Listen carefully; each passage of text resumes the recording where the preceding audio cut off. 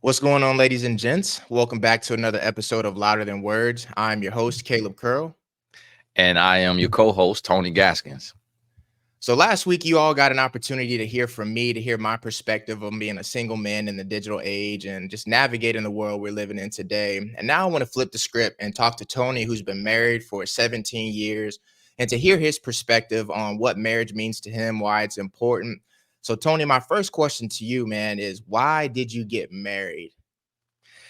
I had to get married because, being out there and doing everything that guys do, that I was hanging with my friends and we thought that what would make us a man would be just living reckless. And the more women we could get, the more of a man we would be.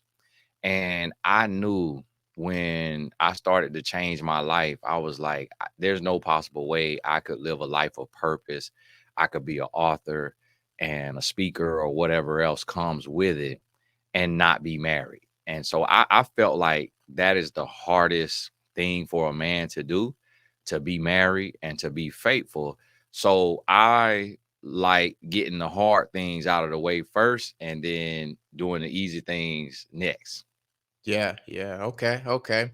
One thing that I would like to hear you share is the benefits of marriage and how marriage has blessed you in your career, your social life, other relationships outside of your family. What have been the benefits of marriage? And reason being is because there's a space today where you have so many men online who have their perspective on maybe they've been divorced and marriage didn't work out for them, and they're so anti-marriage. You got a lot of men that are following this today specifically and not believing in marriage. So your perspective as a man who's been in a committed relationship for 17 years and faithful, what have been the pros of that outcome of living right?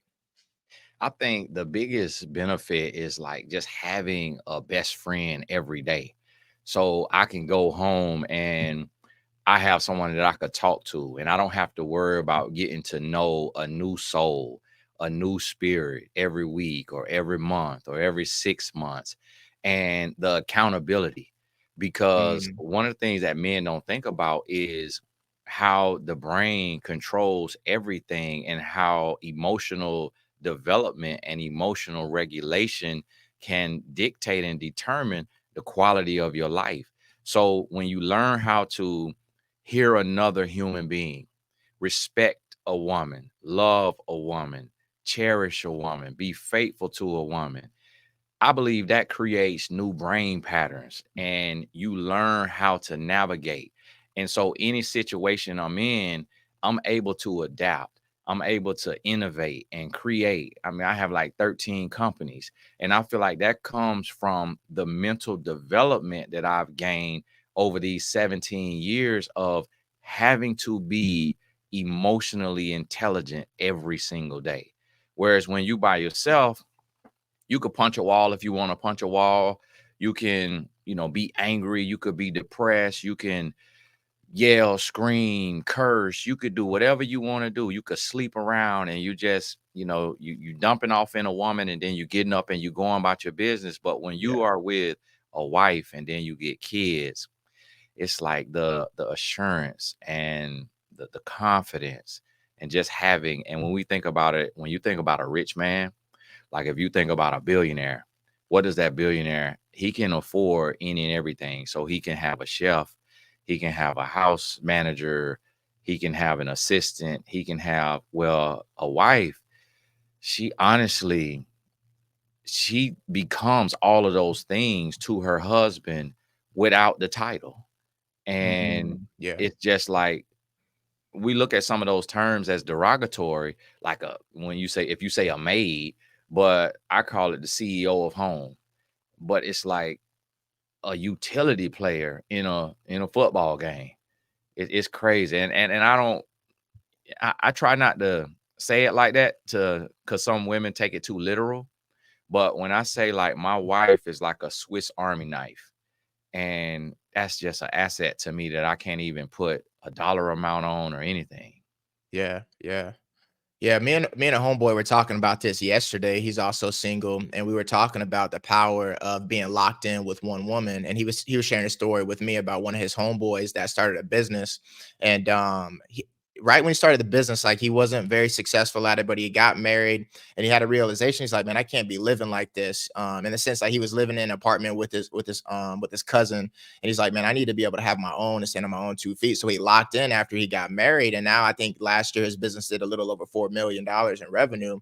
And he was saying that his success came from just being locked in. And I think that's the hardest thing as a single man that I can just be transparent about.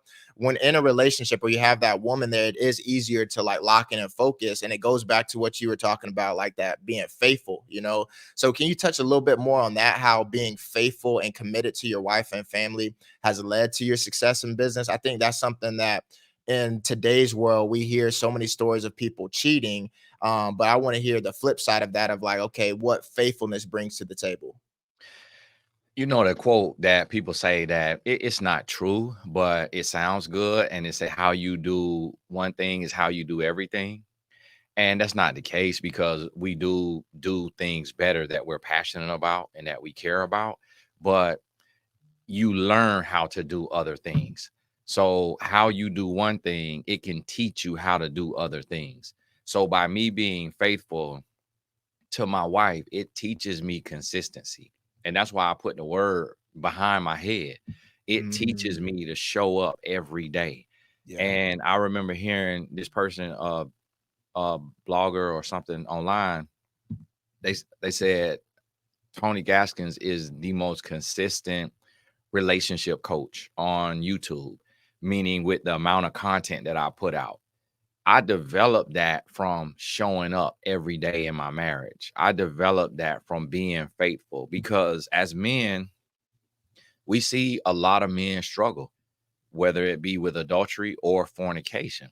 yeah, And we see men who have become billionaires and could not keep their marriage. We see men who have started 50 companies but can't keep a marriage. We see men who have won championships but can't keep a marriage. So that let me see that, man, marriage must be the biggest accomplishment and the hardest thing for a man to get right. And even like your average everyday man may be two marriages in a lifetime is like a standard now. You know, that's a norm.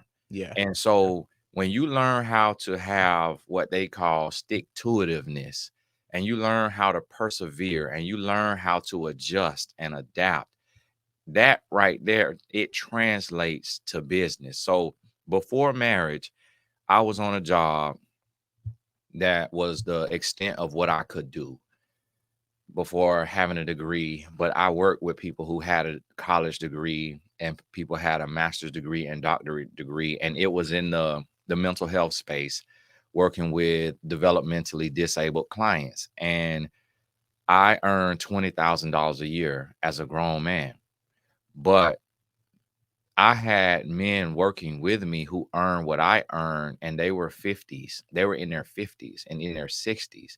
And so that's all I could have seen for myself other than just, getting a raise with time. But I went from that to being a person that could earn a million plus in a year without having a job, and everything is just created from my mind, from my heart, from my spirit, and it's all purpose based work, meaning I don't do fulfilled by Amazon where it's like I'm just selling trinkets and all this stuff and I'm just mastering the internet. Everything I do is purpose based work. And to earn millions of dollars doing it God's way, doing it the right way, doing it the honest way, touching lives. That all of that innovation, all that creativity, it came from what I developed by being a faithful man after having been a man who couldn't be faithful to women. Wow, wow. How do you feel like your wife impacted your purpose? Do you feel like she put a battery in your back? Did y'all have a conversation? Did she encourage you? Like when y'all were having those nights and having pillow talk and you're being emotionally available to her, like where did she fall in that, alignment with helping you pursue your purpose? Who you marry matters. A lot of times men don't. What I noticed today is that men look for the wrong thing in a woman, looking for the size and the shape of her booty and the extent, like the magnitude of her beauty. Mm, But you have to look at a woman's character. You got to look at her heart. So my wife, what she did was she held me accountable. When we got together, the first 2 or 3 months, she broke up with me because I was still like toxic, like trying to be overbearing or controlling or jealous or insecure. And we went our separate ways, but then we bumped back into each other 6 months later. And it what she didn't, in that whole 6 months that we were apart, she didn't text me one time, she didn't call me one time, she didn't write me on instant messenger, which was a thing back then. We literally bumped back into each other through mutual friends. And we hit it off that first day that we reconnected. And then, but at that time, in them 6 months, I had went on a downward spiral. And I was in the clubs. I had the modeling troupe, the Dazzling Dimes. They in the club twerking. I'm making a little money like that. And I Yeah. was selling drugs. And when I met her, she gave me about a month to kind of do what I was doing. And then she came to me and she said, "Hey, you're gonna have to let this Dazzling Dime things go. These women that you going out with the club," because I had 8 young ladies that we would go to the club Thursday, Friday, Saturday, and we would host the party. She's like, "You're gonna have to let that go if you're gonna be in a relationship with me, and you're gonna have to let the streets go because we're gonna build a family." And so she held me accountable.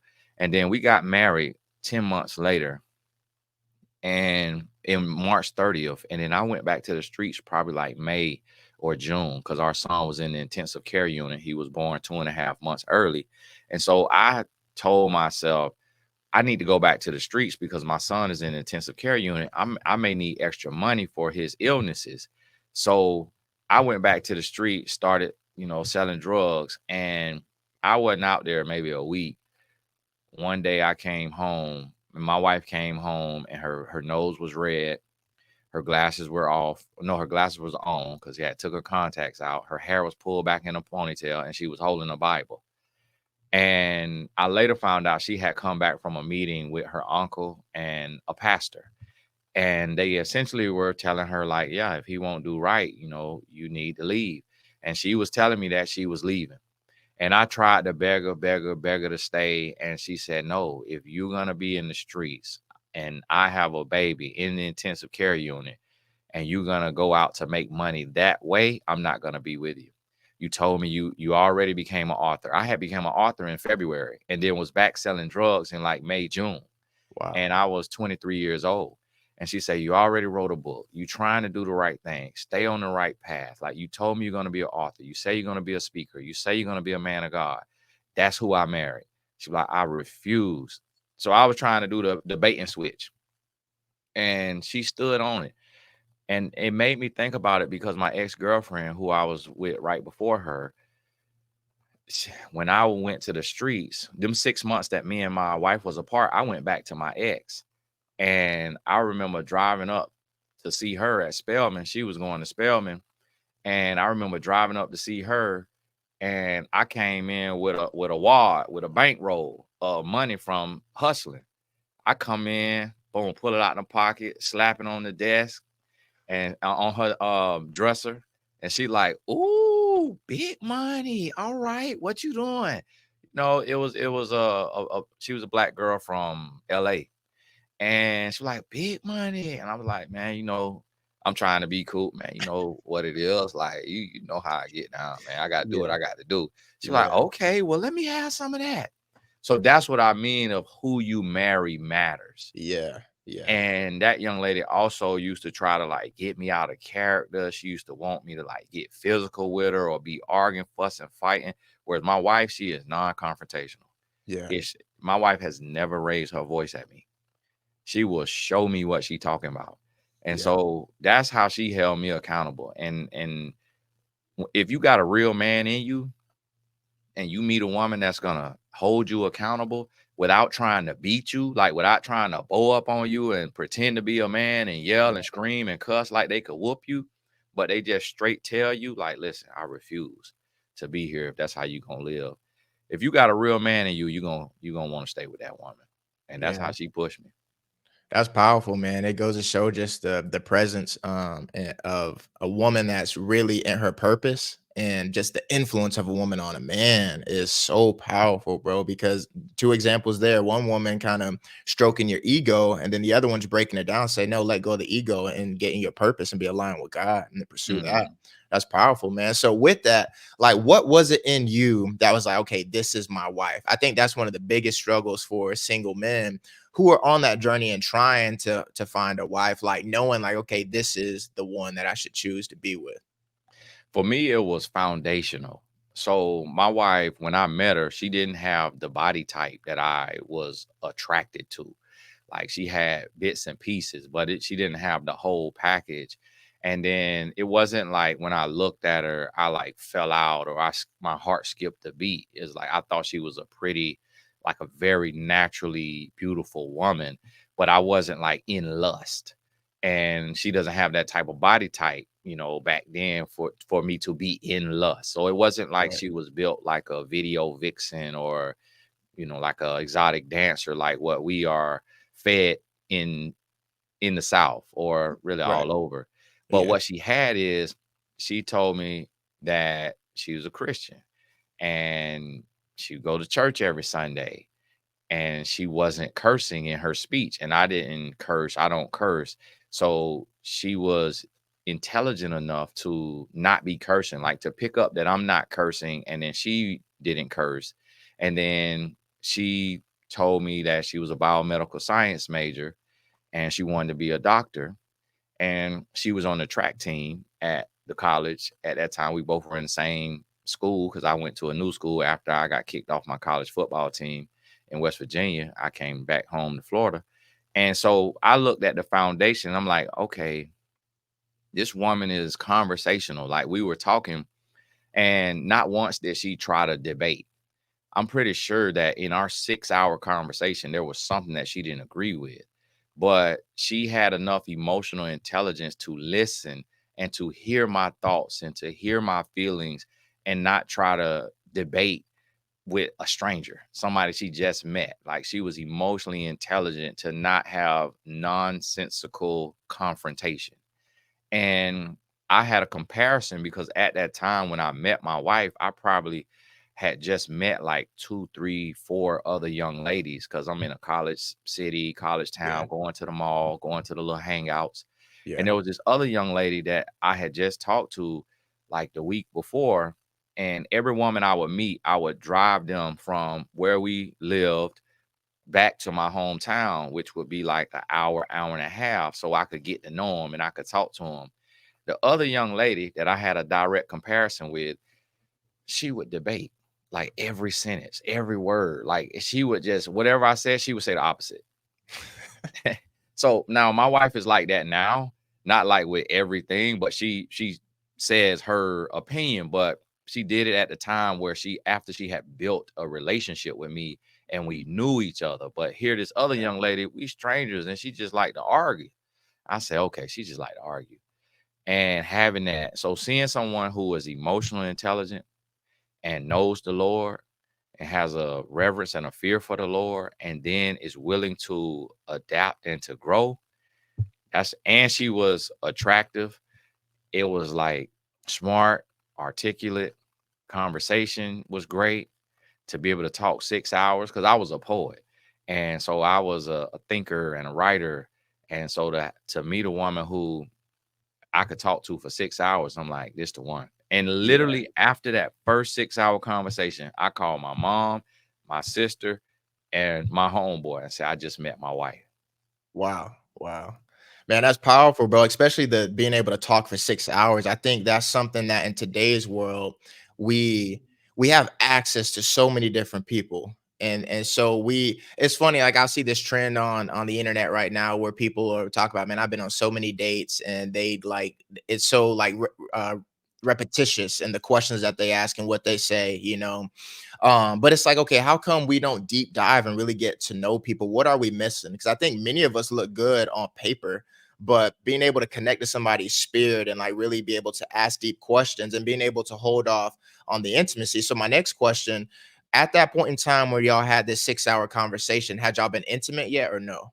No, this was our first time meeting.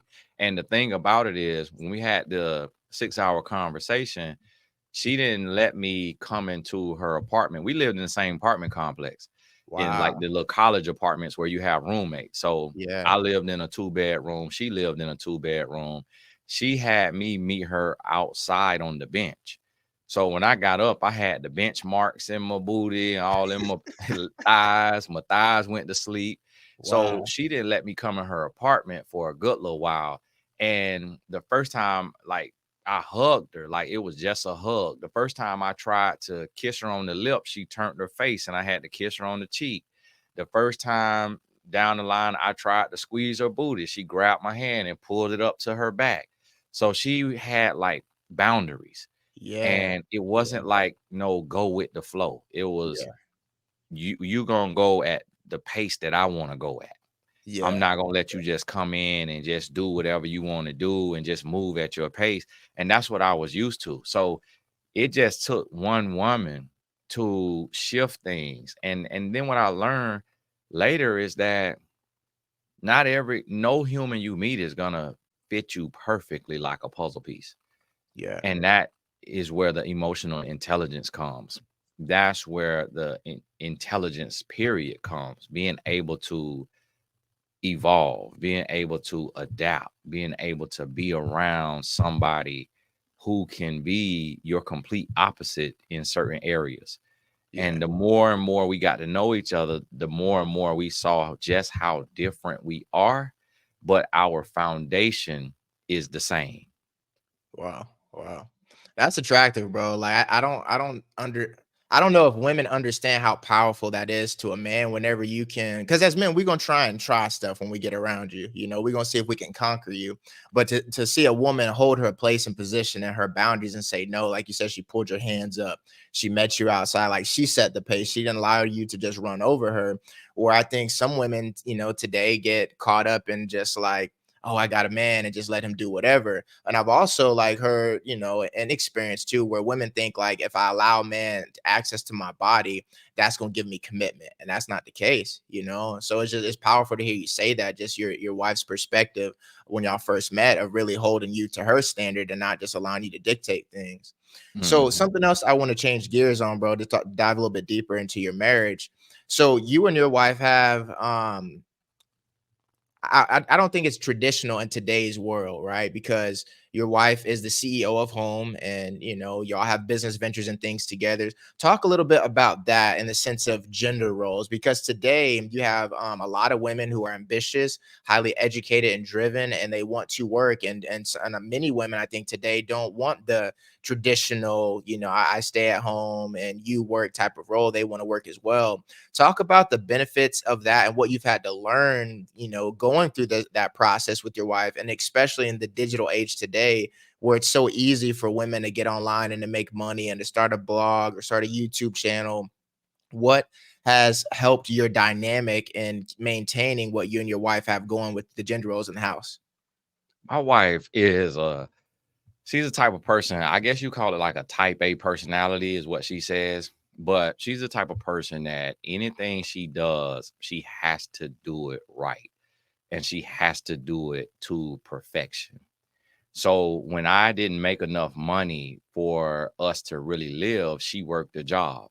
We worked at the same mental health facility, and then she later worked at a dentist office. And then our son, he was having to miss school like 3 days a week because of all of his illnesses, and she got fired from the dental office. So when she got fired, that's when she stayed home. She decided to stay home, and I don't think our son. I mean, he could have been around maybe 2 years old, something like that, around 2 or 3. And so at that time, she probably 23 years old, and I'm like 25. And from there, we literally, she was in school and she would get 20,000 a year from her scholarship money, and I was in school, I would get 10,000 a year. So that was 30,000 right there in basically like our income. Mine was loans, hers was like track scholarship and all the other scholarships for her academics. And then I was working and I would make about 20,000. So we were at like 50,000 a year. And being young, we lived in an apartment that was 800 and something. Our son was paying the rent because he was getting SSI. So his SSI check was like $700. Our rent was 835, and then or 800. Then we went to a place that was like 935, and then so he was paying 700 of it from his check. And then after it got cut off, and now I had to pay that 935, and that was a big difference. But the thing about it is she's such a perfectionist that when she looks at what matters more, being 100% there for our children or having a job and making money, she chose to be 100% there for our son Wow. because she felt like that was more important and that was more delicate, because she went on med school interviews and she took the whatever they call it MCAT, and she went on med school interviews. And in her master's degree year, there would be times it was simulating the first year of med school to see if you want to do it. But there would be times she would be studying like 8 hours, and there would be some days she would study 16 hours. Like, she's a perfectionist. And so when it was time for med school and we had a sick son, she said, there's no way I'm going to be able to study on the level that I study and be present for as a wife and a mom.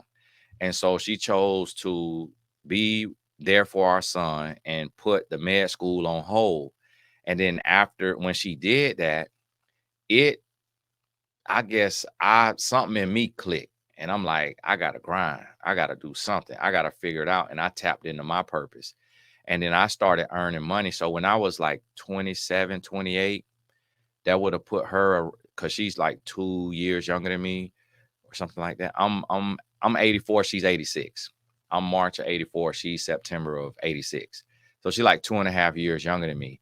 And so she probably, when I hit six figures, my first year I made $147,000. I think I was 28 years old. So she probably would have been 26. And once you hit six figures in Florida, it was no need for her to just go get a job to have a job. Yeah. Yeah. And the only thing she wanted to do her whole life was be a doctor.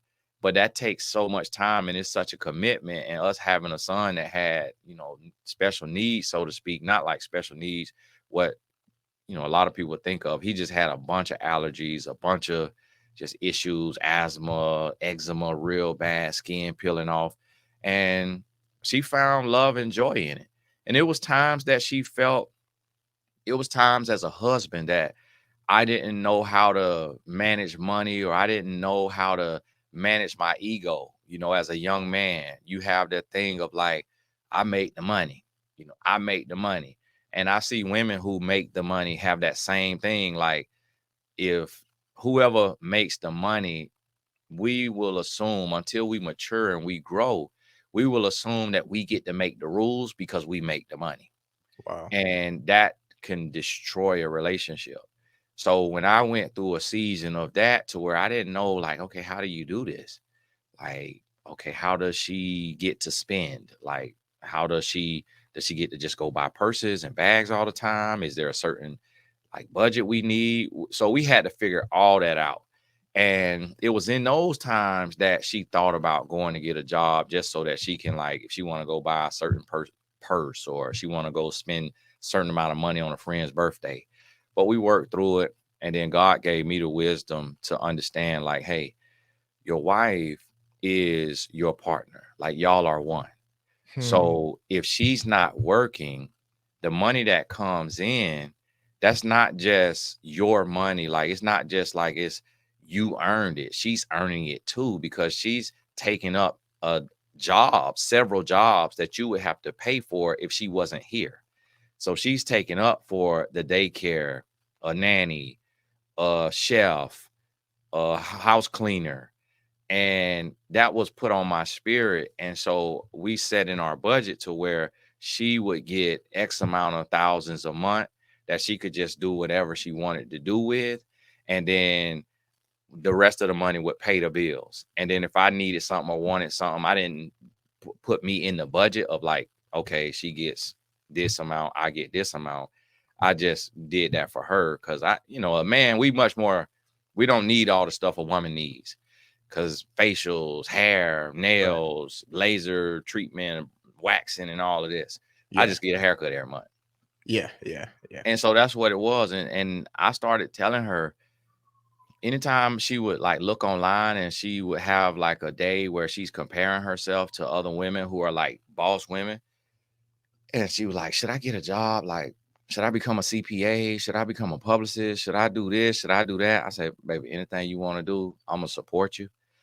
But it's up to you. And after she would sit on it for a day or two, bro, I tell you, I kid you not, every time she would choose to be a stay-at-home mom. And as long as my head is on straight and I'm loving her the way Christ loved the church, I don't think she'll ever choose a job over being able to be a full-time mom. Yeah. And the other part of that was there was a season where the boss woman was being promoted. Like, hey, be a boss chick, boss babe. And then I talked to two different bosses. Both of them were publicists, and they were making over 200,000 a year.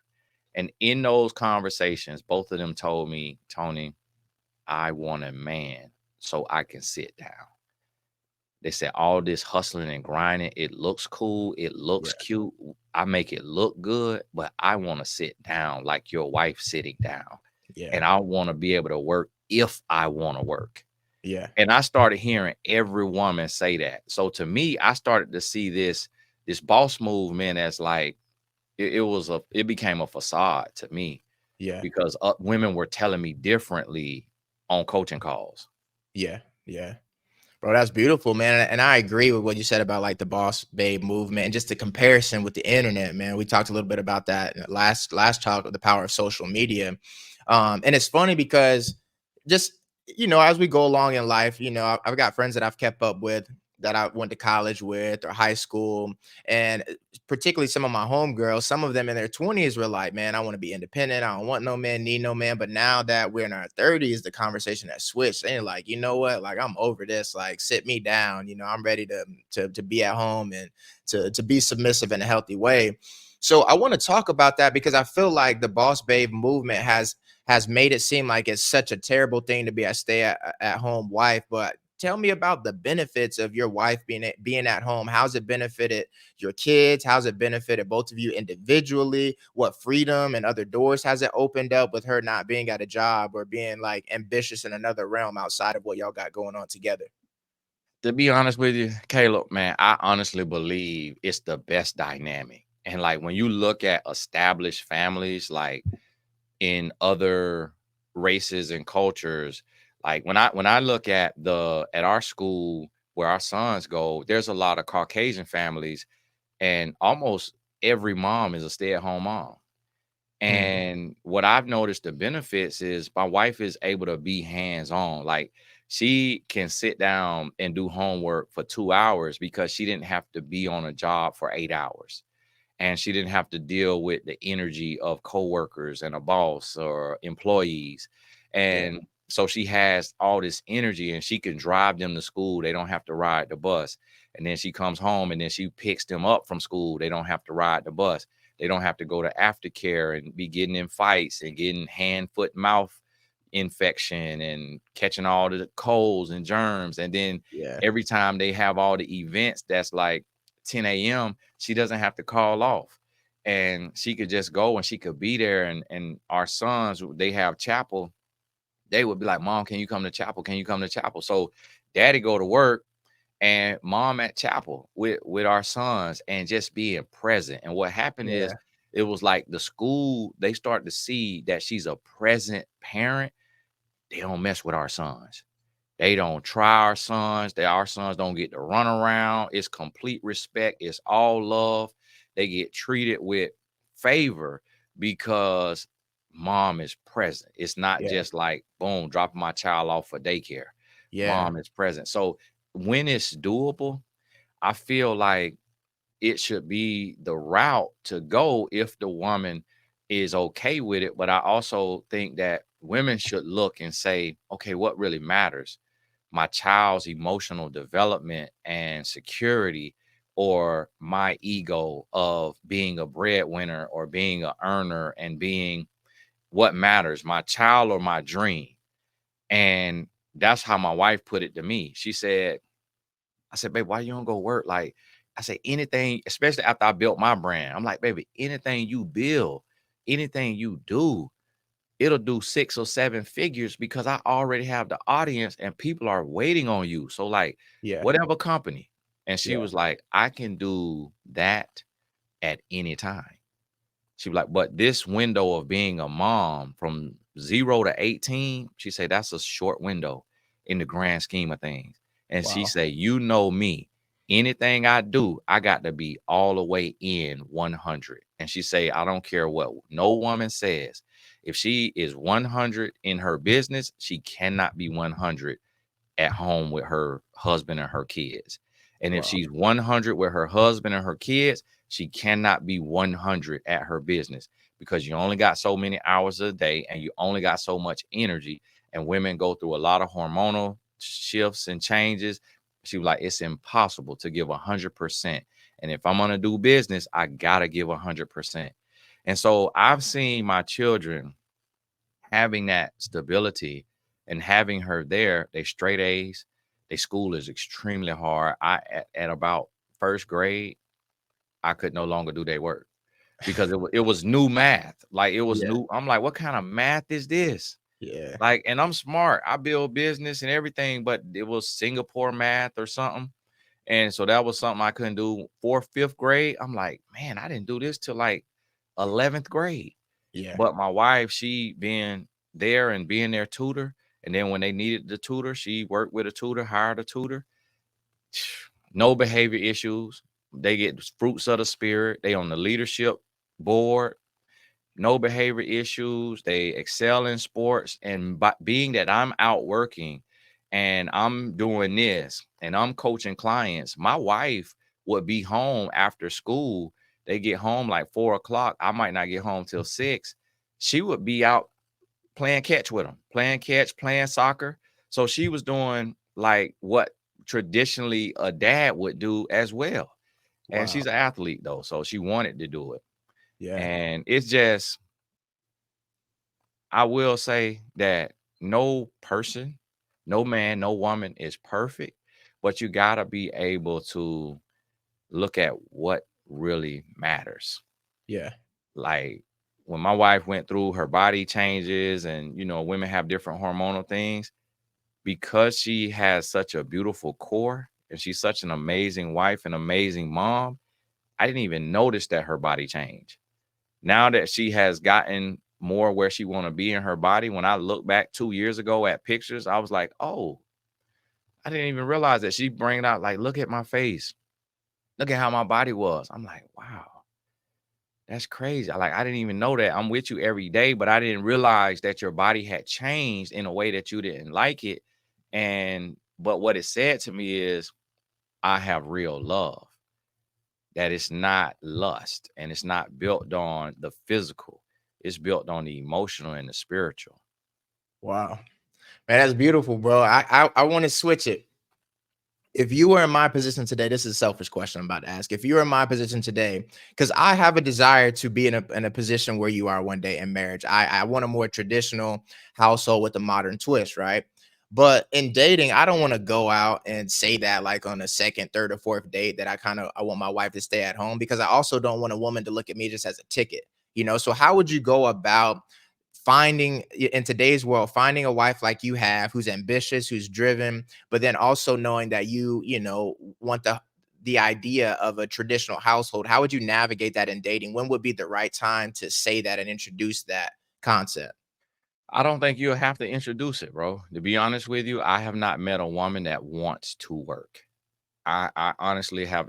I've seen one woman out of 3.5 million supporters online. I have seen one woman put in the comments that I don't care. She said, I don't care if how much money my man makes. I have to work because I like to make money and I want to be in charge financially. She was like, Yeah. I don't care if my man stays home. I want to work. I've seen that one time. But Okay. I feel like a woman would kind of have to be to have a child. Like if you start a family and y'all have a child or you adopt a child, I feel like a woman and she has the ability, like you making six figures or enough, whatever it takes to take care of a household.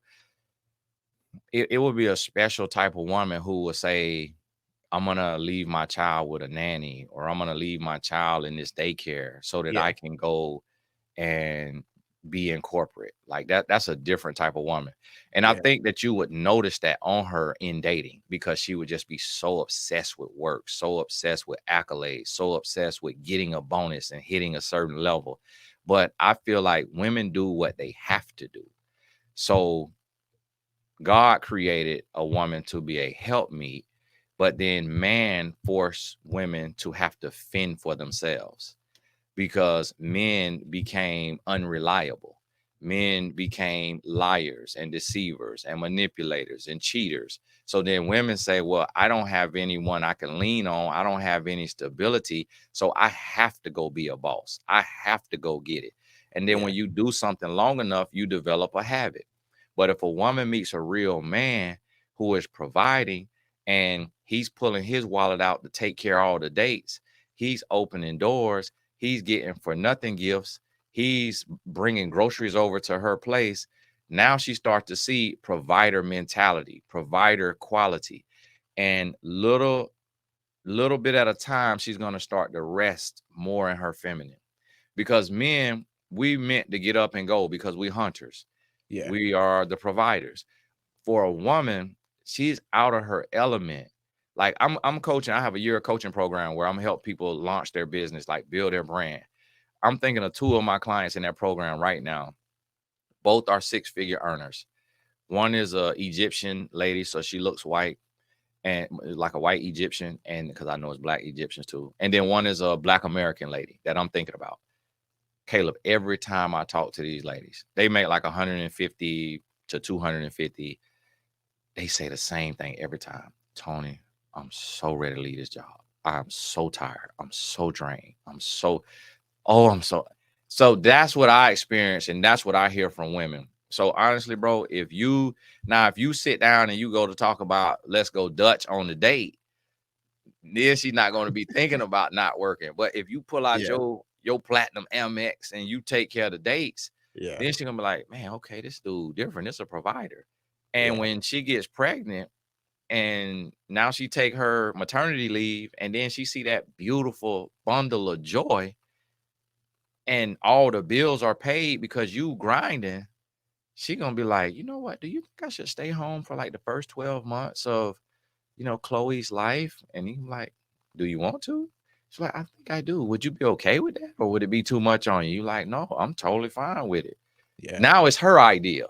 Yeah. Yeah. You never even had to say it. And that's God's order. And if you a Yeah. man of God, that's what God want for them children to have a mother. Like every single mom probably wishes they could be at home and have more time for their children Yeah. and not have to put their kids on the bus or drop them off and then go to work, but can't come to the recital at 10 a.m. and then have to send them to daycare after and can't pick them up at 1:45 or 2:30 when they get out and Yeah. then get home and be so tired from her draining job and can't focus on the math homework and cook dinner and then bathe the child and then get the child and read a bedtime story and get the child in bed. Yeah.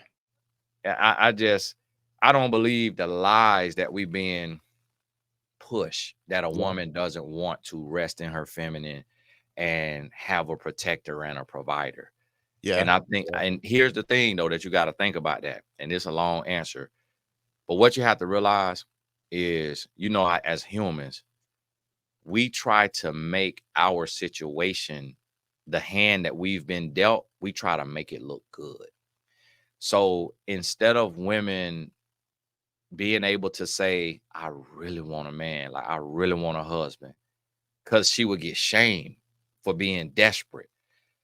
So instead, she has to spin the narrative of, I'm a boss. I don't need no man. I could pay my own bills. Mm, Y'all chicks need to get out the bed. Y'all chicks need to wake up. You need don't ever yeah, depend on a man. And so they try to shame other women, but it's coming from a place of insecurity yeah, because yeah. they cannot obtain that which they desire in this season. And they don't understand by operating from that insecurity and projecting, they're actually repelling men instead of attracting men. Yeah, yeah. Yeah, man, because bro, I've had some interesting situations in dating, and that's what made me pause and just really just focus on my purpose because I run across women who at first like they're just so like aggressive and masculine until they hang around me a little bit more than they calm down, but I've like been around women that are like, no, I don't want you, I don't need you to pay for me. Like, I'm like, let me just be me. Like, "Nah, I don't need no man paying for me. I got it, I got it, I got it. And then it slowly simmer down, over time. But I understand. I think part of it too is there's so many men that are not in their masculine that women, like you said, they have to be the boss. They gotta go work. And I've noticed a shift too. Like women that I've talked to in their 20s, heavy on that independent. I don't need a man, but 30s and 40s, it changed. Like, you know what? No, sit me down. You want to pay? Go ahead, pull my chair out, all that. But I've literally run across women who are like, I'm opening the door, I'm pushing their chair in, all those different things. And like, you're doing too much. And then that's how I know, like, I'll never see you again because you want me to operate outside of who I know God has called me to be. And I think it just goes to say that's important for us as men to be in our purpose before pursuing a woman. And so my next question, to you, bro, is that specifically, I think a lot of men today, I think we're starting to wake up and we're starting to understand the importance of our purpose. But where do you think we should be in our purpose when dating? Do you think that our purpose can be inspired while dating and we meet the right woman, or should we be in our purpose first before pursuing the dating scene to find a wife? I believe we should always be in pursuit of our purpose, and we discover our purpose. We don't necessarily create it. We should always be in pursuit of it, but we will never arrive. We will be doing the work, but you do the work until you expire. And the mistake that men make is a lot of men are waiting until they reach an arrival and then want to get married, not realizing that life is a journey and there are no destinations. There is no arrival. Wherever level you get to, you can't rest there or sit there and perch up and put your tent down. You have to keep going. And that's the mistake that I see men are making today is they're waiting till they hit seven figures. At seven figures, there's a whole nother host of problems. They're waiting till they get six figures. They're waiting until they are, world renowned. And Mm, at that point, you can't believe anything. You can't trust anything. And that's why we see so many men with a huge platform that they would call their purpose, but they don't have a wife. And it's because now the options, it's a plethora of women to where you have like paralysis by analysis. Like you lining up all these women, and it's like, okay, she got green eyes, she got blue eyes, she got brown eyes. Okay, she got a bubble butt. Okay, she got a flat butt. Okay, she got a gigantic butt. Okay, she got a little bit of stomach. She got a flat stomach.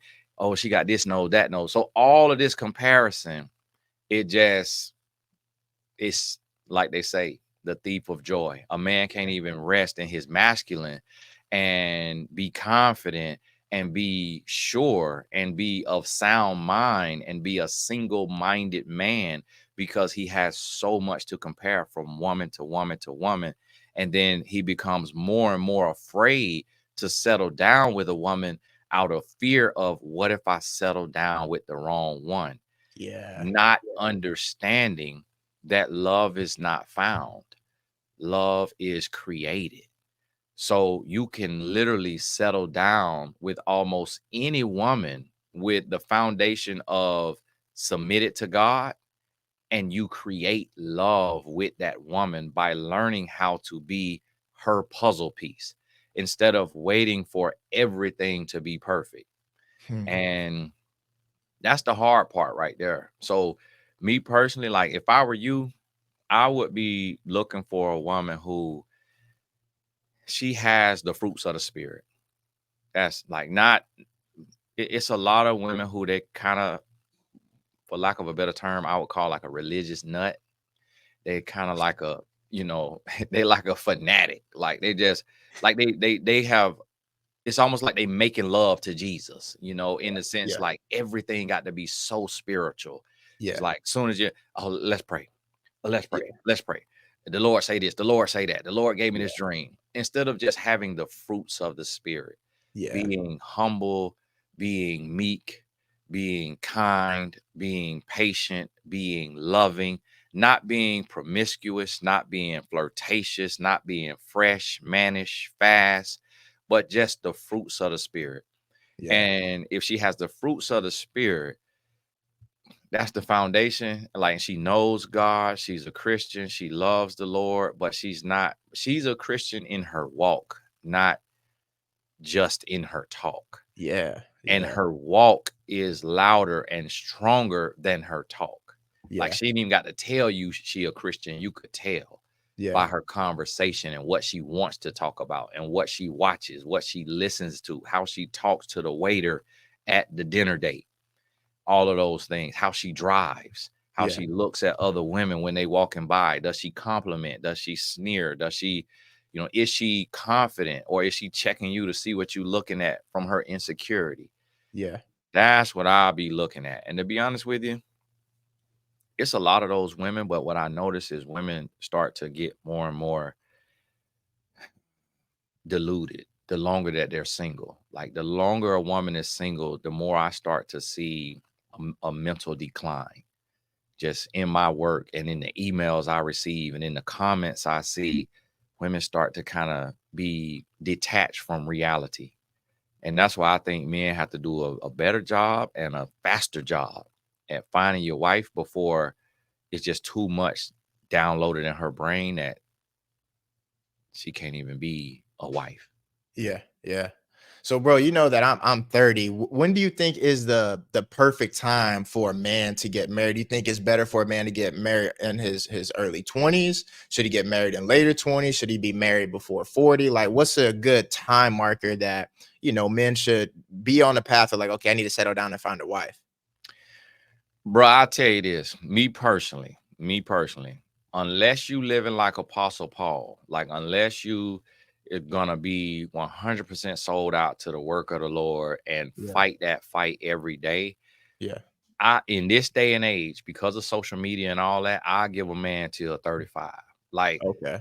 if you ain't married by 35, I have to long arm you. Yeah. I have, ladies and gentlemen, the podcast is over with.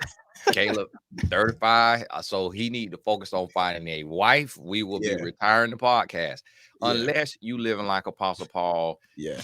you touring, you ministering, you got an online Bible study, Yeah. and marriage just is not for you. But the Yeah. work of the Lord is for you. Yeah. And honestly, I could see you. No, no, I ain't gonna tell that lie. I'm gonna have to. What I would do with you, bro, is I will work closer with you to help you kind of break in those areas that you are still in. Because as a man, you can't be still in every areas. It's certain areas you have to be malleable. And so you are you in the world, how I see you, you are you're a Navy SEAL. Like you're a what you call that? Green beret. You're a airborne ranger, like what I was gonna do. Like your personality and how you're built, if you had to go to war, you built for the highest level that takes the most absolute focus, discipline, creature of habit, and that doesn't translate to marriage. Like in Mm. marriage, you got to be okay, baby. You wanna we eating red velvets and Cheetos this week? All right. Yeah. Yeah. I'll fast next week. All Yeah. right. Okay. We watching tennis all day and football game on. Okay. All right. Cool. Like you have to be malleable and flexible. And I think that because what I want to see you as, bro, more so than a husband, I want to see more men like you with your characteristics. And we got a lot of men like that as fathers. but you need to be married to be a father in the way that you can be a father. Yeah. Because you and your wife, y'all gonna be cool. Y'all grown. Like you ain't got to babysit her, you ain't got to raise her, you ain't got to take care of her. But we need men like you to do what your dad did for you. Yeah. Yeah. And we know our fathers are not perfect, but both of us lived in the home with a father and we saw our father every day. Yeah. Yeah. And they have their flaws, whether it's a divorce, whether it's whatever, different personality quirks, but they raised us to be men. And that's what we need because we got too many single moms and the boys are being turned over to a reprobate mind at like the age of 12. Yeah. So, real, I got another question, but Take your being time, selfish bro. We got again. time. We got time. Man, bro, my struggle is because you know my personality. Like you said, I'm very type A, and I'm very disciplined because I know what my purpose is, and I'm locked in, right?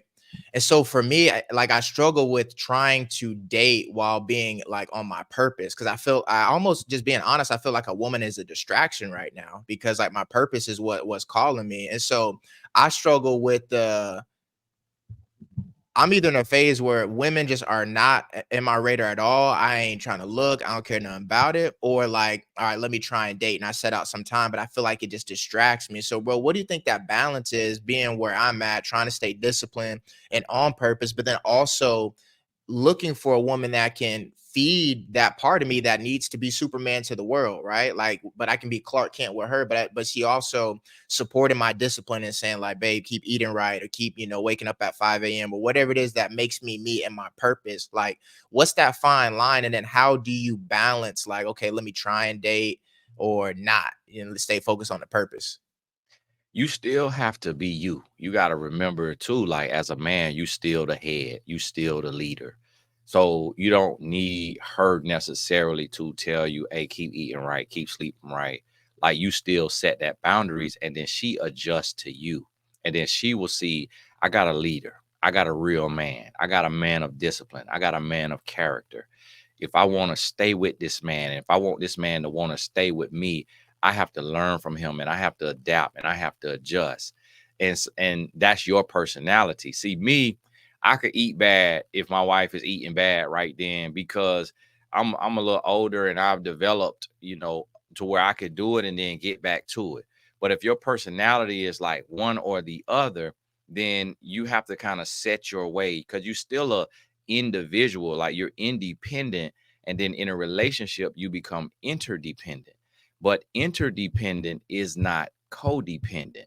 So Mhm. interdependent is two independent people who are meshing and matching where they can. And then where they are different, they have to be different. So like I've had a long week this week. I've been warring in the spirit and I've been slaying demons. So tonight I told my wife, babe, I need to step out.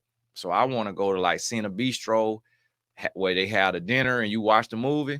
I say, do you want to go or do you want to stay home? If she says she want to stay home, I'm still going. So that's what I mean by you still have to Okay. be an independent and you have to fill you up. You got Okay. to fuel you. But that's also what you have to show yourself that you can't see a woman as a distraction. You have to see her as a piece to the puzzle.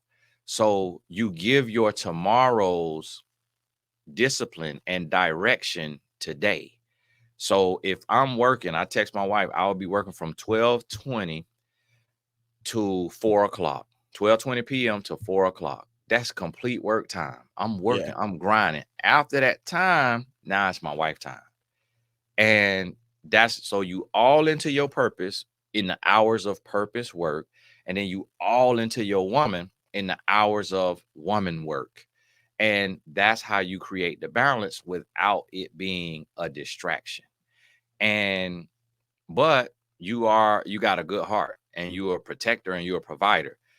So for men like you, a woman does present a distraction because you really want to invest everything and you really want to make sure she's okay and she's getting the time, she's getting the attention. Yeah. Yeah. But what you have to realize is she's not, she's your wife, not your child. So she has to be able to stand on her own 2 feet, keep herself busy and do her thing while you're doing your thing. And it's not a requirement for her to be your cheerleader. It'll is be great for her to work with you or encourage you, but you got to remember you stood on your own as a single man. So in the seasons where you stand on your own in marriage, meaning she's there with you, but she might not be fully equipped on cheerleading. She Hmm. might not be fully aware of what you're doing and how you're doing, and she might not feel comfortable with what she says because she don't want to say the wrong thing. And that's where you talk to her and open up and say, babe, I could kind of need this right here from you sometime. Just, if it's sometimes I could talk to you, run things by you, you give me your honest opinion. And then if you see me like my head down or I'm deep in thought, just maybe come tell me, hey, give me a kiss, give me a hug. Like that's a sign. And you open up and you communicate just like the leader, just like a coach of a team, just like the guy in the army who he's the commander and he got his troops and they go on to battle. Yeah. Same Yeah. thing. Yeah. And I noticed the harder I work, the sexier my wife thinks I am. Hmm. Like the more I'm on my purpose, the more affection I get from her. I honestly believe that to a woman that's in her feminine and a woman of God, a man who is focused and driven is attractive. Yeah. Like I noticed when I was lazy and I'll be sleeping in 9, 10, 11, 12 in that part of my entrepreneur journey, it was like my wife wasn't really attracted to me. Like she was attracted to me, but it wasn't like jumping all over me. Like she Yeah. was cool, but it wasn't jumping all over me. I was lazy.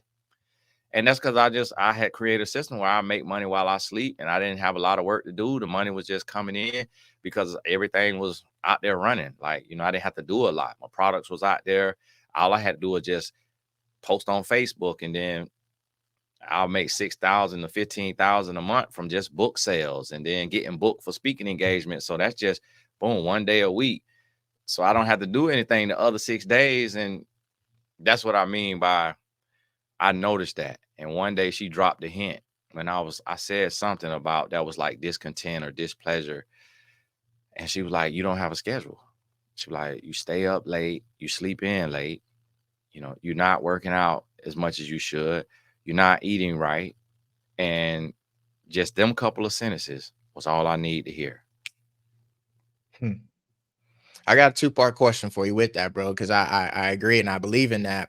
And I've had to navigate again this digital space, and like that's why I had to unplug from the internet because I used to question that dog in me that wants to grind and work because I've had relationships in the past like where the downfall was my grind. It was like I'm so locked in, right? But now, like being where I'm at, I'm in a different phase of life now, but I still work a lot and I'm really focused. When I meet women, is it selfish of me to see a woman who's maybe ambitious and has her career, whatever going?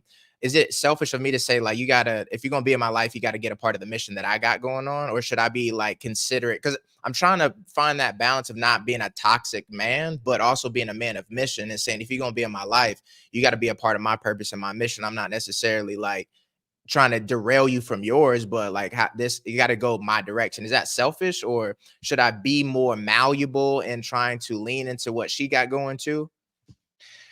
Honestly, I used to be that same way, bro. I used to think the same thing.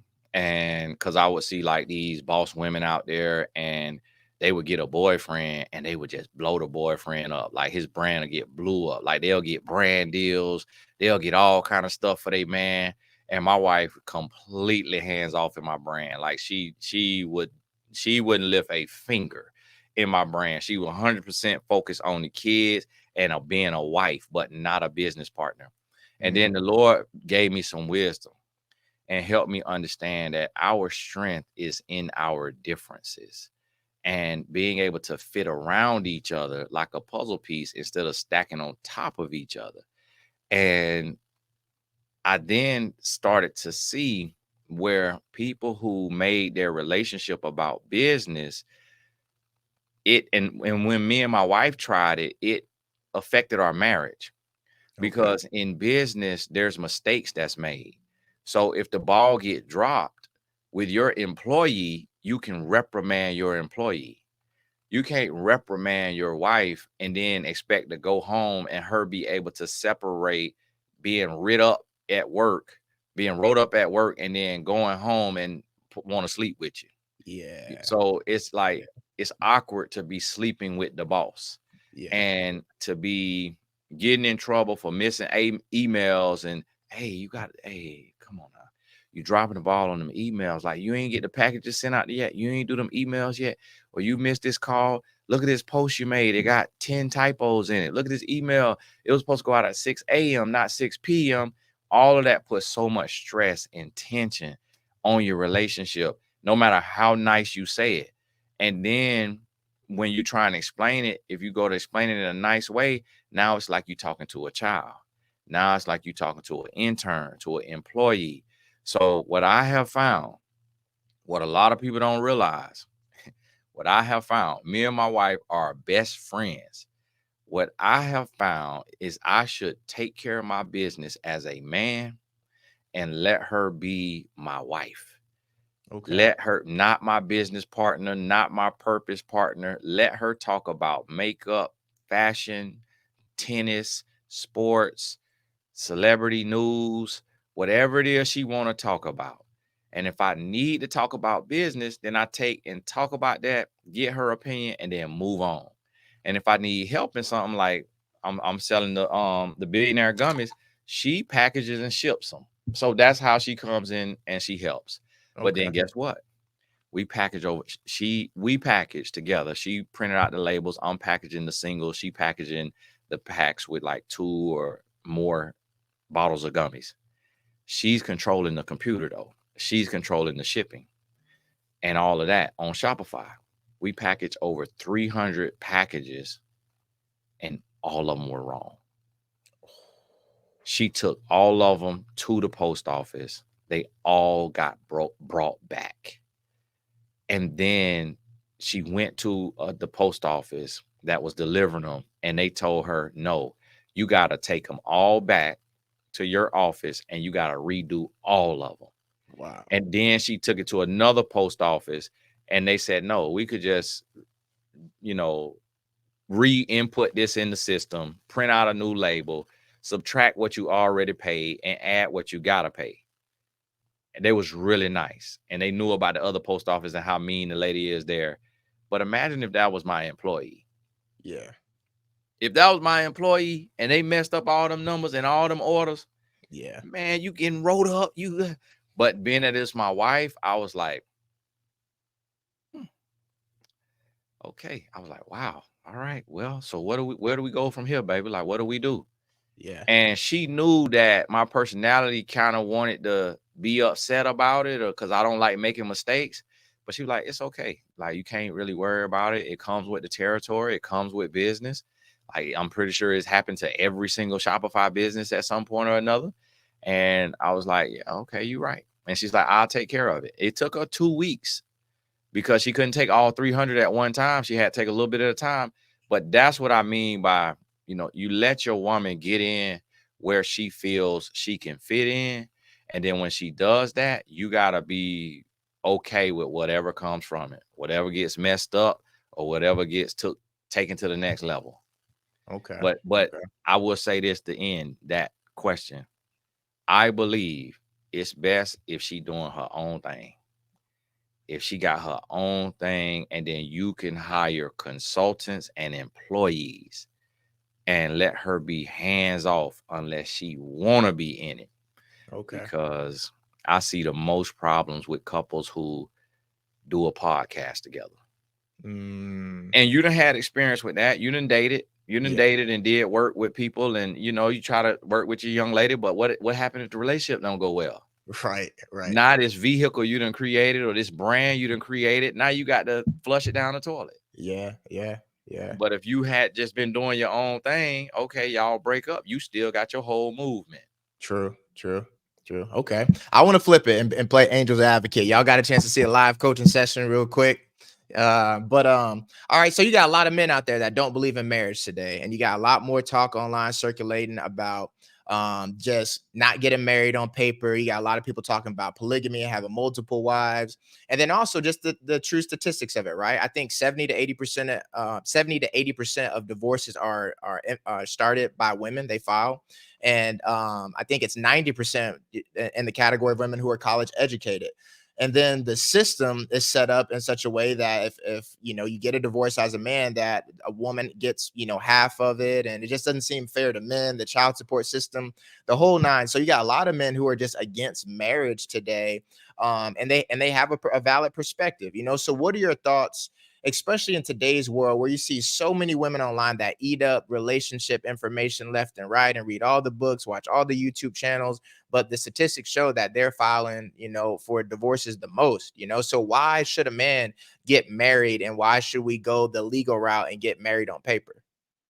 The reason, what I think, what a lot of men don't realize is just how much influence we have. Like, a woman is created to be the other half to a man.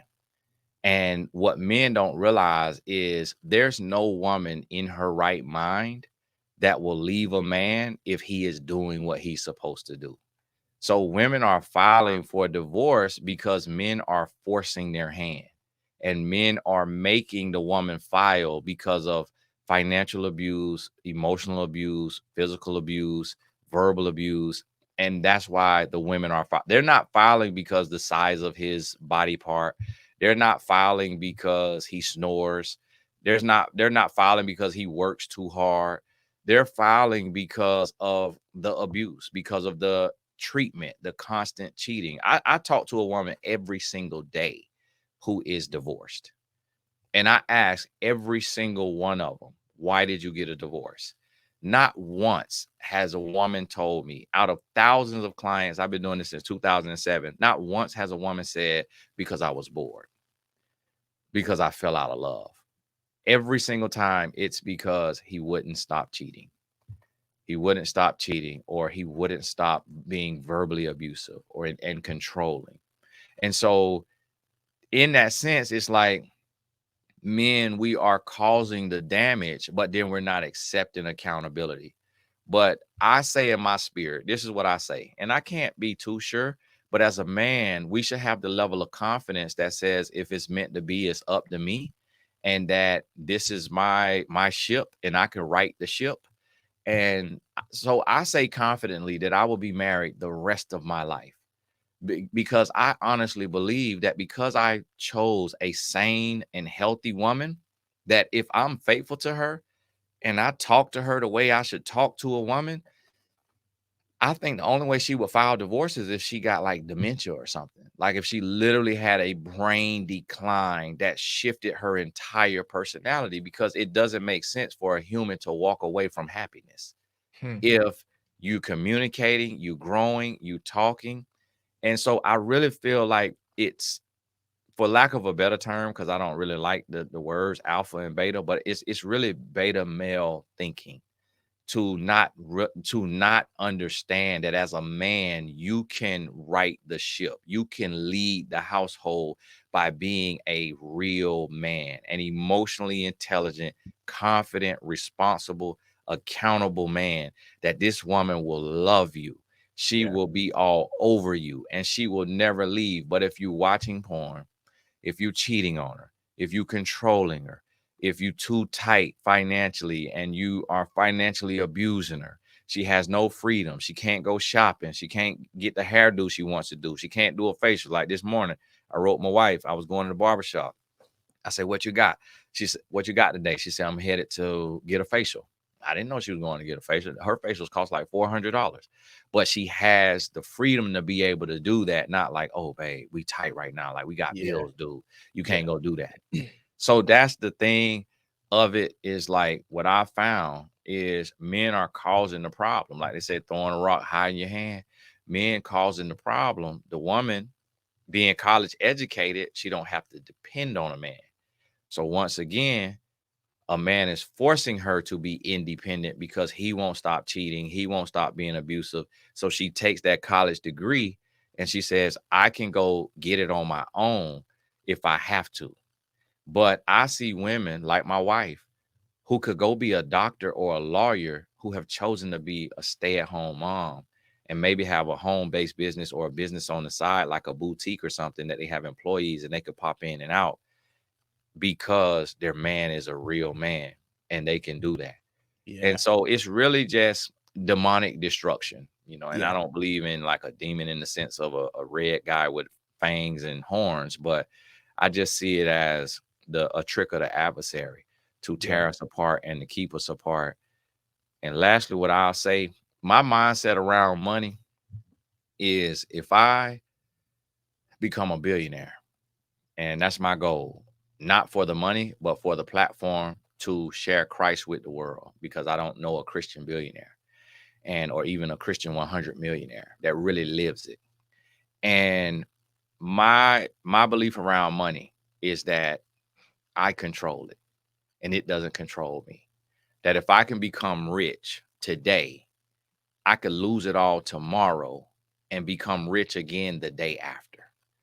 So if my wife divorced me, 50%, that's a parting gift. Like, you sell 50% of equity in your brand, in your company, to go to the next level. So Yeah. 50%, I'm like, okay, let a woman have 50%. You a man, get up and go get it. Like, yeah, you work hard for it, but it's money, it's currency.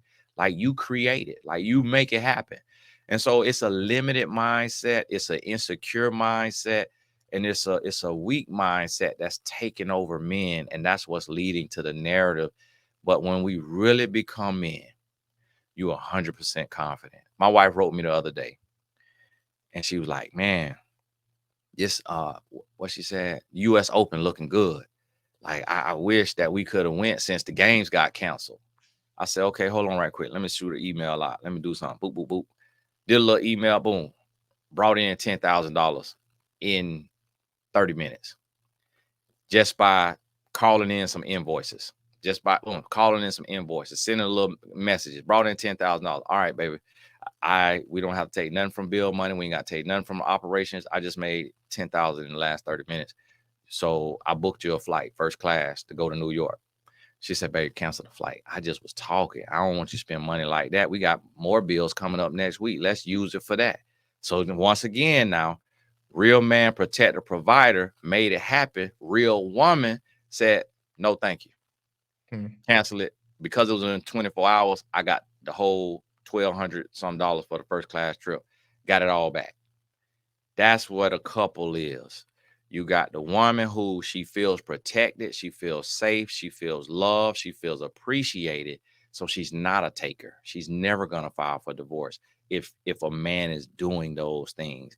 And you got the man who is not sighing and, oh, this expensive woman. Now she want to go to New York and now she want to do this and just telling me the day before. Instead, you got the man, you shift your mindset to say, her wish is my command because I'm supposed to love her the way Christ loved the church. And Christ tells me that if I knock, the door will be open. If I ask, I will receive. So that's how I'm supposed to see my wife, not as a burden, not as an opponent, but as a teammate. And I feel like that you have to walk with Christ in order to have that mindset. And Yeah. if you allow yourself to be renewed, man, our marriages and everything, and even this week, what I've been slaying demons in the spiritual world, on my personal channel, it has made me a better husband. It has made me more present. It has made me love more. And Hmm. my wife is not an affectionate person. Every day that I've been coming home, she's been saying, come here, give me a hug. Wow. Like, she more attractive. My wife never does that. Like, Wow. she's not like no super touchy, "Ooh, baby me" type woman. She Yeah. said, "Come here, give me a hug." Soon as I walked in the room last night, she said, "Come here, give me a hug." She was up under the covers, had her pajamas on. She flipped the covers off, grabbed me, pulled me down on the bed to her, and just hugged me. The Wow. night before that, she got up, came around and sat between my legs. She be like, baby, can you massage me right here? I massaged her because she had a migraine. She get migraine sometimes. I'm massaging her shoulder and all that, about 20, 30 minutes. And I was done. And she just laid there in my chest. My wife ain't like that. Wow. But because she see me going to another level in the spiritual realm and she see me working harder and doing more, she's giving more. Wow. Man, hey. It's also her birthday month too, though. Hey, we're gonna go with you elevating in the spirit, bro. But with that, I got another question, bro. Just being honest, being transparent, because I think when people see you online, they're like, "Oh my God, like Tony, man of God, this, that, you know." But you're a man just like every other man. You have temptations. You might see another woman that's beautiful. You might see some cheeks here and there. Like, how do you keep yourself grounded, but then just be honest about the temptations? Because I think sometimes I used to have this perspective when I was younger that once I get married, I ain't gonna never be attracted to any other woman. Like, I got one woman I'm gonna have sex with the rest of my life. I'm gonna be good. I ain't gonna ever have no issues. But I talk to some of my married homeboys and they tell me some of the craziest stories of how women know that they're married and approach them even more now that they got a ring on our finger. So can you just speak to that? And I kind of want to talk a little bit briefly about just toxic femininity on another level after that, to share that perspective. But you got it. Well, I have one thing I could say is I haven't had like women like come on to me like directly. I've had some women who are like I could see like a spirit on them, and they may be like it's different things. Like they may be overweight or they may be like under attractive, and they used to like a black man putting them on a pedestal because they're of another race. I've had some women like that approach me, but Mhm. like a beautiful black woman throwing herself at me, it has never happened in the entire time that I've been married. So I believe that spirits recognize spirits. So if your homeboys watch porn, but they're not telling you that, or if they masturbate and they're not telling you that, or if they look at booty cheeks online and they're not telling you that, that spirit will be on somebody and a woman can pick up that flirtatious, lustful spirit. Wow. But women Yeah. tell me, Tony, you're mean and you need to be nicer. And but because my energy is stiff arm, I Yeah. am married. Yeah. And so that's what I've experienced. But when it comes to temptation, I see a woman that I want to cheat with every day. Like every day I have to fight that. Like the Yeah. devil gonna tempt you every day because especially when you done been wired that way. And that's one thing that women don't understand. And that's why I tell women it's so important to have a man who is surrendered and sold out to God because nothing about my wife keeps me faithful. Like, even though I see her as an amazing wife, there's no woman in the world who can keep a man faithful. Any woman in the world, it don't matter how smart she is, how beautiful she is, how rich she is, a man can cheat on her. And that's why we see some of the beautifulest women in the world, according to American beauty constructs and standards, get cheated on. Like Beyonce made a whole thing called Lemonade or something. And I just seen another post about somebody that they saying Jay-Z cheated with, and the lady passed away now or something. And then we always talk about Halle Berry, Jennifer Lopez, all these women that's praised and promoted get cheated on.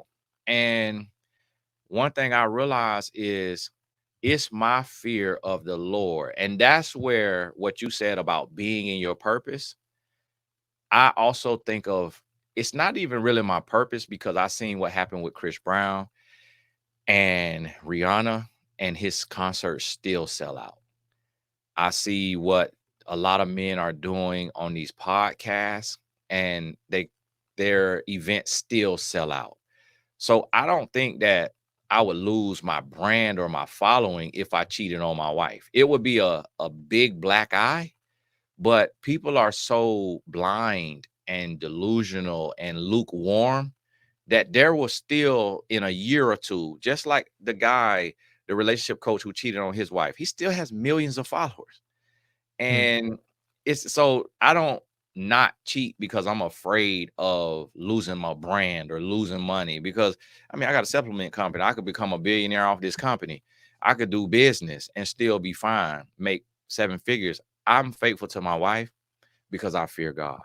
Yeah. I'm faithful to my wife because I have experienced the blessings and the love and the redemption of Christ. And I fear God taking his hand off of me Yeah. and allowing me to be attacked by the adversary and allowing me to go through, allowing me, like in my family, bro, every day we ride past the worst wrecks. Bro, we don't even get in wrecks. To God be the glory. A car Mm. yesterday was coming at me head on, 50 miles an hour, and I got on the horn, and they got out of my lane right before they was about to hit me. Like, just having a hedge of protection. Yeah. I experienced favor in a weird way that I clown my wife and my son about. When we pull into a completely full parking lot, I always get a spot right by the front. Every single thing is full. So I count that as favor. When I Yeah. pull Yeah. in and the person in the first parking spot back out, and Yeah. this has happened 10, 20, 30 times. Yeah. I say, hey, when I come in here, watch the favor of the Lord. And I speak that and I believe that. And just like I'm in a position to where it's nothing that I could want for. I could mismanage my blessings, but that has nothing to do with God. That's me Yeah. not spending right or budgeting right. Yeah. So having that love, having that grace, having that forgiveness, that's what keeps me safe. And God tempts no man, but the devil will tempt you. You will be tempted. Our lust, our natural inclination as a man. And I've had women, and we may have some that feel the same way. I have had women say, if you truly love your wife, no other woman would be beautiful to you. And that's the trick of the devil. That is the delusion of the adversary to make a woman believe something that crazy Yeah. so that she will feel insecure if she asks her man, do you think she's pretty? And he says, yeah, she's pretty. What? Are you kidding me? So that's how you feel? And that will make her insecure, make her jealous, make her controlling, make her overbearing because she doesn't realize that a man could literally think another woman is the most beautiful woman in the world and still not cheat, still not shoot his shot Yeah. because he has self-control and discipline that he has developed under God.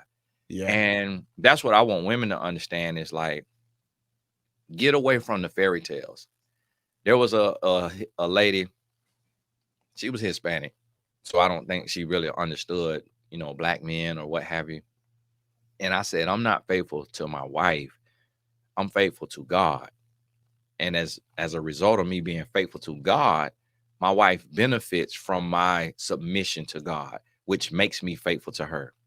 The lady wrote me and said, you don't really love your wife because you say you're only faithful to her because you love God.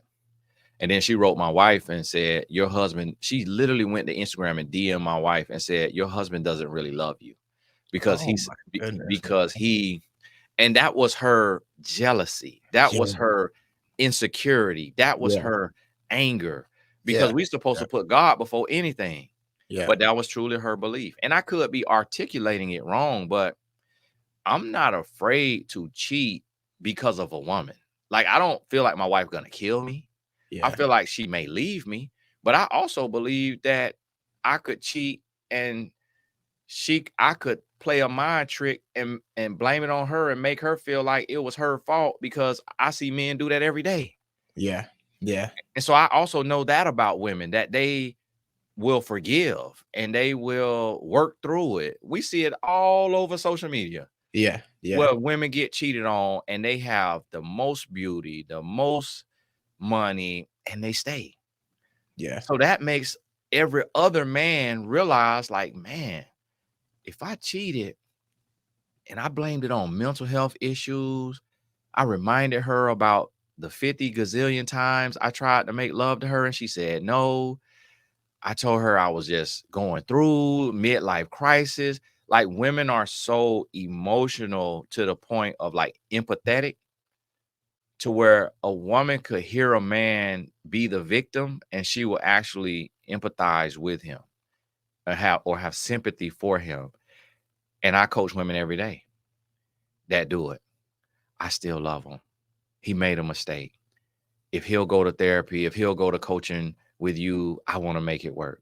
I know I'm angry. I know I'm mad, but I want to make it work because if he did that and he loves me, What hope do I have with the next man? And women will talk themselves out of leaving a cheating man. So because of that, I know that if I cheated, my wife will leave me. But I also believe there's enough stops that I could pull out that possibly could get her back.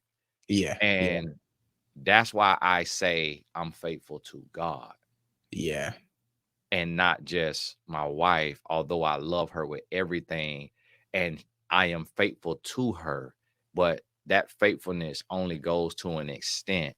And I believe men need something more than just love for a woman because humans cheat on humans. It's women Right. who love their man and cheat on a man Right. because they Right. talking to this guy at work every day. Right. And then Yep. they get in an argument with their man and they go to work and this guy is smiling and he buys her lunch and he's putting notes on her desk and he could know she's married, but he could see the pain in her eyes.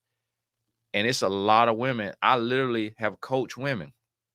I coached a woman years ago who, of course, everything confidential as far as the people, and it wouldn't matter if her name was Ashley Jessica or whatever. But she told me that her man had cheated on her and she forgave him and she stayed with him, her husband. And while he was away, he had went away for business. She met a man who was unattractive, but was just very confident, a Jamaican man. And she said that she let that man have her in ways her husband had never had her. Wow.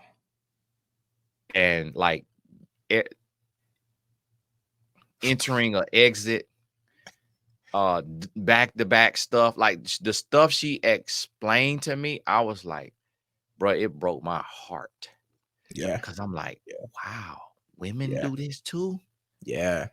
And And that's she what I not, want to kind of touch on, man.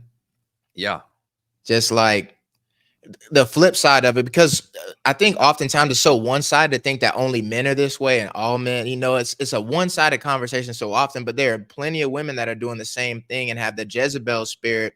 And I know some brothers who have been cheated on and they filed for divorce because of that. I know some brothers who they didn't do it the right way, had a baby out of wedlock, but trying to make it work. But then the girlfriend's so manipulative that she put him on child support and holding the child away from him so he can't see unless he want to be with her. Like, I don't want to be with you. I just want to see my son. But she using the son as like a tool, And so just speak to things like that, bro. Like that, because I think there are men out there, they won't verbalize that, but have gone through these situations where they've been on the end where they've been manipulated by a woman. What is your advice to them? And like, what do you see as far as that Jezebel spirit and women of today?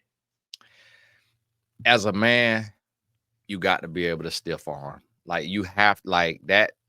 I see it every day with women using the child as a pawn on her chessboard, like holding the child hostage Yeah. because the guy moved on and may have a new girlfriend Yeah. or may not even have a new girlfriend. And the woman is holding the child hostage and using the child as leverage.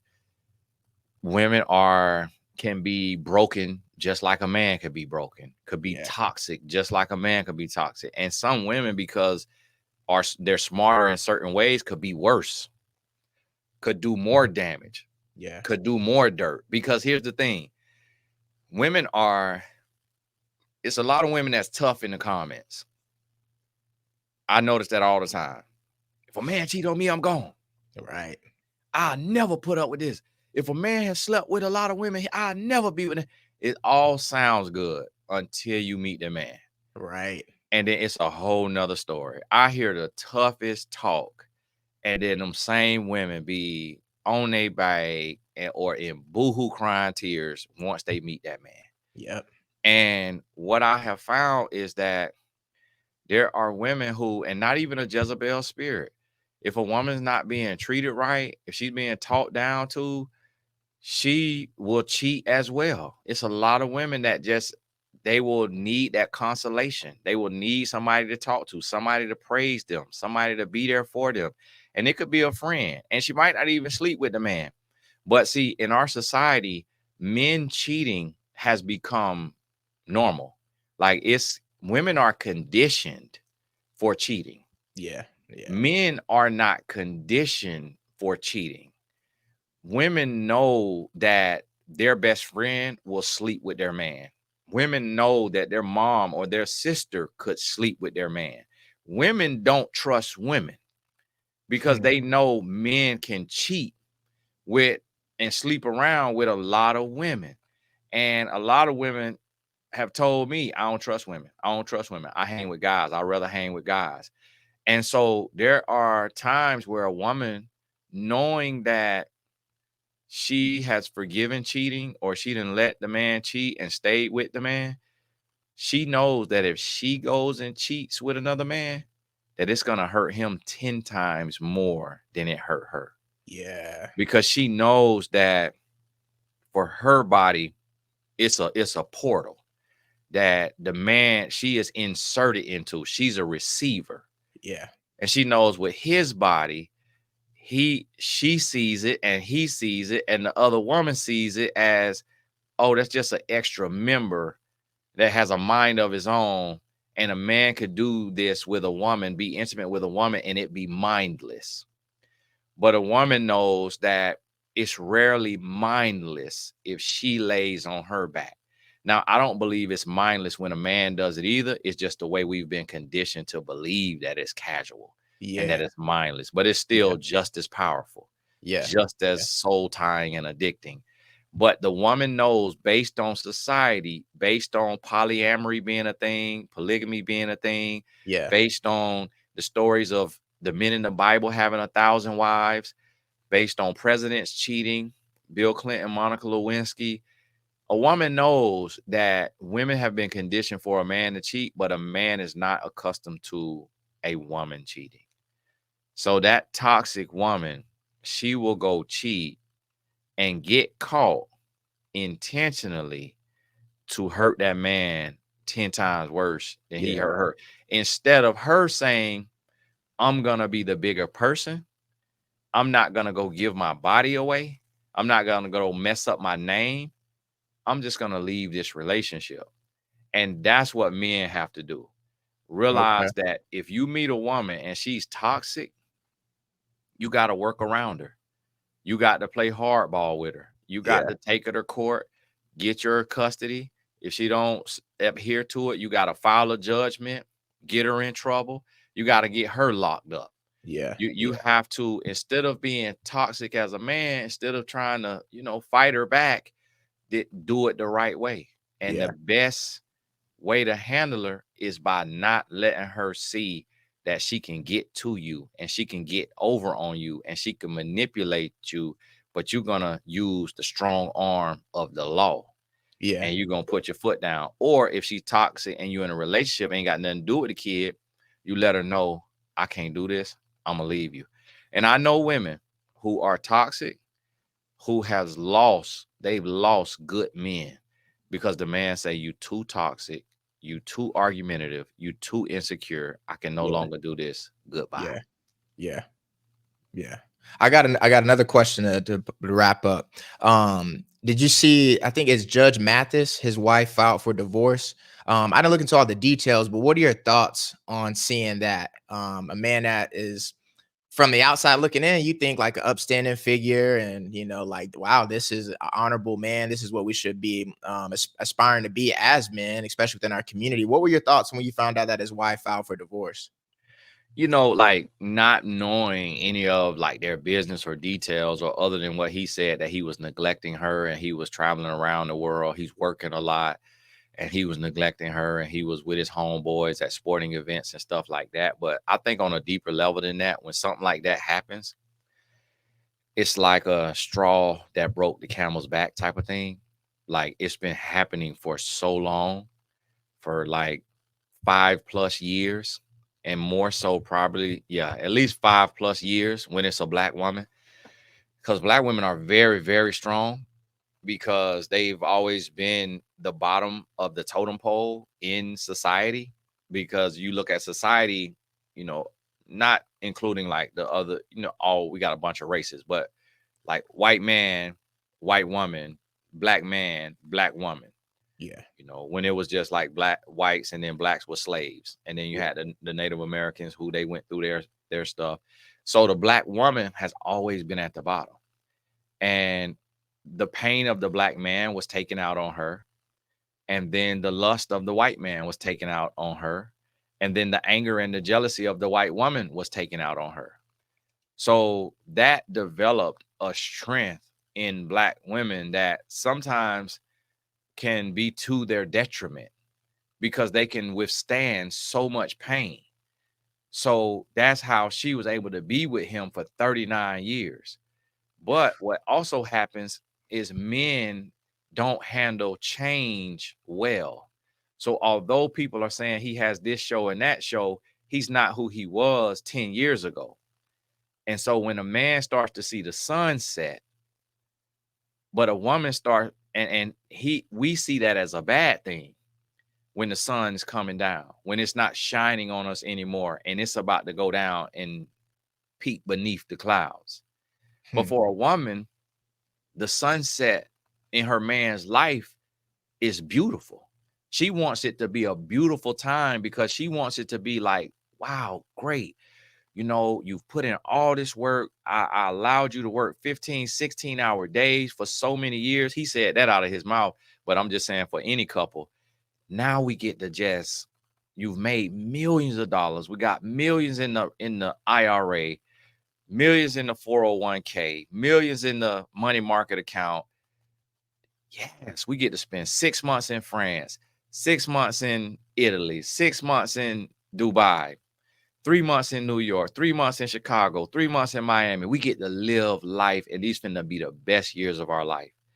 But what happens is a lot of times, and not speaking specifically just about them, but just a lot of times what I've found, because I have clients as old as mid 70s, and the man starts to go through like this depression, this midlife crisis, this I'm worthless. My dreams aren't happening the way I want them to happen. I feel less than, and the man starts to be mean. He Mm. starts to be mean. And a lot of times, what hurts a woman more than a man cheating on her is him being mean to her, him talking to her like she's a dog, him talking to her like she's a $2 woman on the street corner, like she's a, like an imbecile or idiot, and being short, being distant, neglecting her emotional needs. And then the woman comes to a point where she looks in the mirror and she says, I am closer to the grave, far closer to my grave than I am to the birth canal. I've lived longer than I have left to live. Am I going to live the rest of my life in pain? Or am I going to stand up for myself and love myself and either get this man to realize I'm out so that he changes, or I'm going to move on with my life and have the last years on this earth, which hopefully will be at least another 20 or 30 years, maybe 40, but it's still less than what she has lived. I'm finna be gone. And that's what even the older men who watch this, coming from a younger man, I want to say to you, make sure that you still taking care of your woman's heart and emotions, and don't get complacent and feel like just because you've been together 20 years or 30 years that you can just take a dump on her and like she's never gonna leave because you feel like she's hopeless and nobody else will want her, and that she's so addicted and she's so into you or she's so soul tied with you that she won't leave. Because one thing that we can attest to outside of the strength of a man is God has made a woman resilient. And that is why women are filing for divorce, because of the resilience, because of that's men are actually, we are actually, if we honest about it, we're not as much of single dads as there are single moms. Right. LeBron was raised by a single mom. Barack Obama was raised by a single mom. Why couldn't those two men be the product of a single dad? Like, we don't know of a prominent man who was raised by a single dad. We don't know of a successful, really prominent man who was raised by a single dad. Hmm. Because our mothers, if we had a father, our mother was still irreplaceable. She still was something special. And so that combination makes us successful as men. But there are women who are strapping up the boots. And this is the shift right here, Caleb. Like everything I'm saying right now, making me throw up in my mouth. It is the hardest thing to say, to admit that my gender is not always the most emotional intelligent or the toughest or the strongest or the Right. smartest. Right. Yep. Man, it's hard. Yep. But when I look at what my wife does with the grace and the peace and the poise, when I got really into my oldest son's life, I almost took his life. Yeah. I kid you not, not Yeah. literally, but I Yeah. threatened his life multiple times. Yeah. But I Yeah. didn't really mean it, of course. But that was my go-to. Boy, I brought you in this world, I'll take you out. Right. Right. But I see my wife go in there and deal with all their mood swings, deal with all their attitudes, deal with whatever they give her with peace and poise. Yep. Yep. And then when she gives everything she can give, then she comes to me and she say, "Will you tell your son this? Will you tell your son that? Because if you say it, he'll listen." Yep. And So that's where I see balance. that unique balance. Yep. But we're not meant to do it alone. But women having to do it alone every single day. Yeah. And Yeah. so that's what I believe, bro. It's like I created this phrase that says, love is a job that you cannot retire from. Hmm. And I think that as men, we retire from love soon after we marry a woman. We think that the work is winning her heart and winning her over, whining and dining her, roses, nice words, back rubs, making love to her mind, making love to her body.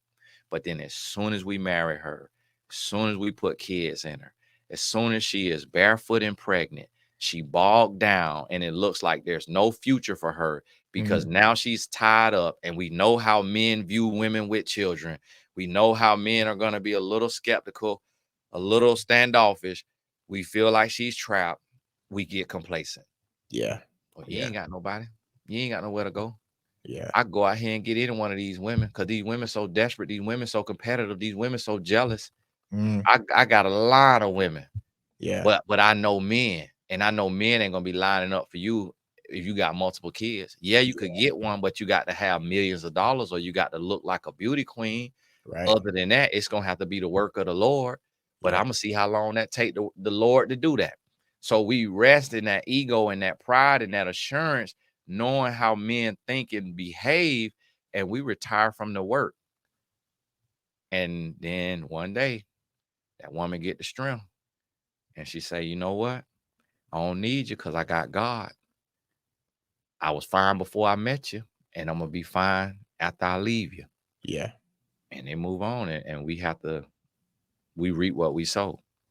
And I went through a season like that with my wife, to where I just was distant, standoffish, just I was just in a mood. And it probably was, 6 months to a year that I just was not myself. And I almost destroyed my relationship. And then God convicted me. And then when I started to see like this woman ain't complacent. Like this one, my wife is not, you know what? She ain't sleep. Like she getting things in order. Like Hmm. she prepping, plotting, and planning to leave if she gotta leave. Because I could hear the Lord, but I wasn't really listening as close and as well as I should have. Because I could hear the Lord, that started to be put on my spirit. Like, hey, boy, you better lock in. You better tighten back up. You better get back all the way in, or this thing gonna come to an end. And What was it though that prompted that season where you said that 6 months to a year you was just in a mood? Like, what was it within you that you were going through? Was it a season of depression, of like I'm not worthy, of like what was it for you? it was a season of having seen the mountaintop and then being taken back down on the other side to another valley Mm, okay. and not knowing how to handle the changes of the seasons in life. And I think that's what, like, even when I look at the judge, yes, he still got stuff popping, people say, but it's not what he had. Yeah. It's not the limelight and the season, and it's probably not the money either. And as men, I think we all struggle with the change of seasons Yeah. because we get caught in winter with our summer clothes on. Hmm. And that bitter cold can make you harsh and it can make you cold. And so that's what I feel like for me. It was like I started to feel like like a failure, or not like a failure, but like, man, I'm losing it, or man, I didn't handle my summer the right way. I should have, when they released the winter clothes, I should have stocked up. Yeah. When I had plenty, I should have stored up like Joseph did from the dream, and he put up 20% so that when the famine came, they hadn't put up so much in the storehouses. They was able to feed the land, feed everybody, because Yeah. God gave them wisdom. And so I was feeling that failure of not being prepared for a change of seasons. And then it made me like project, and it made me internalize, and then project, and it changed the way I talked to my wife, the way I viewed her, the way I treat her. It changed it. And God gave her the strength. She didn't fully understand the mental battle, the spiritual battle, but he gave her the strength to kind of stand beside me and not get too far away, not go too far away. And then the Lord, because I believe when you have the Lord in your marriage, that he won't be too far away. That when you turn your back on him, he's waiting for you to call and say, Hmm. I need you. Forgive me. Show me the way. Come back. And so that's what it was. It was a change of seasons financially. And but yet still, the crazy thing is, I still was in the millions.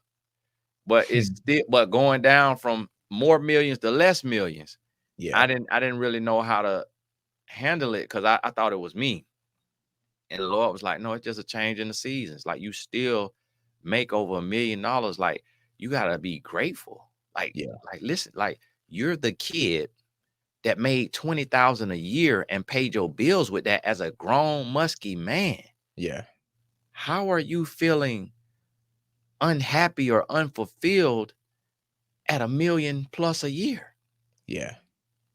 And that's when I realized, okay, that money has started to separate me from God. And that's when I realized that's why Jesus told the disciples, it will be easier for a camel to fit through the eye of the needle than it will be for a rich man to enter the kingdom of heaven. Yeah. Yeah. Because we don't know how to separate from that money and Yeah. not let that money define us and make us. Yeah. Yeah. Because money, like the Bible say, money answereth all things. So when we get money, we start praying to our money instead of praying to God. And Yeah. we start using money to solve our problems instead of letting God solve our problems. Yeah. Yeah. Yeah, it's that balance of the ego, man. Just as men, we go through that phase, whether it's high school and we the star athlete or we this or that, and that feeling of being him, and then a season change, you go off to college and now you competing against other men that are like you. And so it taught me in those seasons, especially like through business, making money. I've definitely felt that ego come on, like the more money that I make, but having to check myself and remind myself that this is not me, that just as God bless me with this, don't allow it to be taken away because you want to get in your ego now, because you want to feel like somebody. But it's that programming for us as men, is that external validation, is what, how tall we are, how fast we are, how much money we make. And so if we buy into that program instead of buying into the purpose that God has ordained for us, we'll fall off. You know, we'll go through those seasons. So I appreciate you being transparent about that. And so, bro, with that, I want to leave it off with, what advice do you have for men out there that are on the fence about, man, I don't know if I should get married, but then also those brothers that like, man, I know for sure I want to get married, but I'm trying to stay on purpose. Like, what advice would you give, men out there that do want to get married? What should they be doing right now in their single season? What should they stay away from? What are some tips to move towards marriage if they're already in a relationship and haven't made that jump to say, let me propose to her and make her my wife? My belief is that a man's purpose is to be a husband, because the greatest gift given to mankind is love.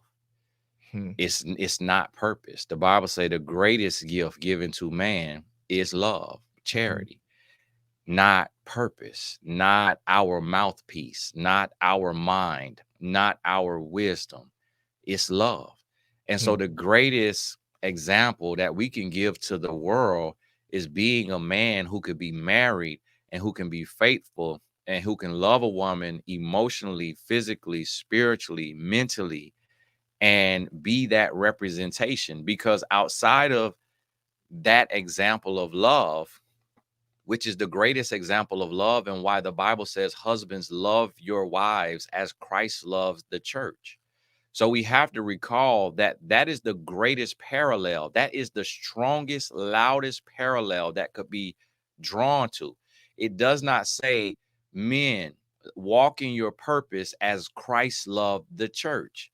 The inside of Christianity, especially, the greatest example of love is Christ dying for our sins.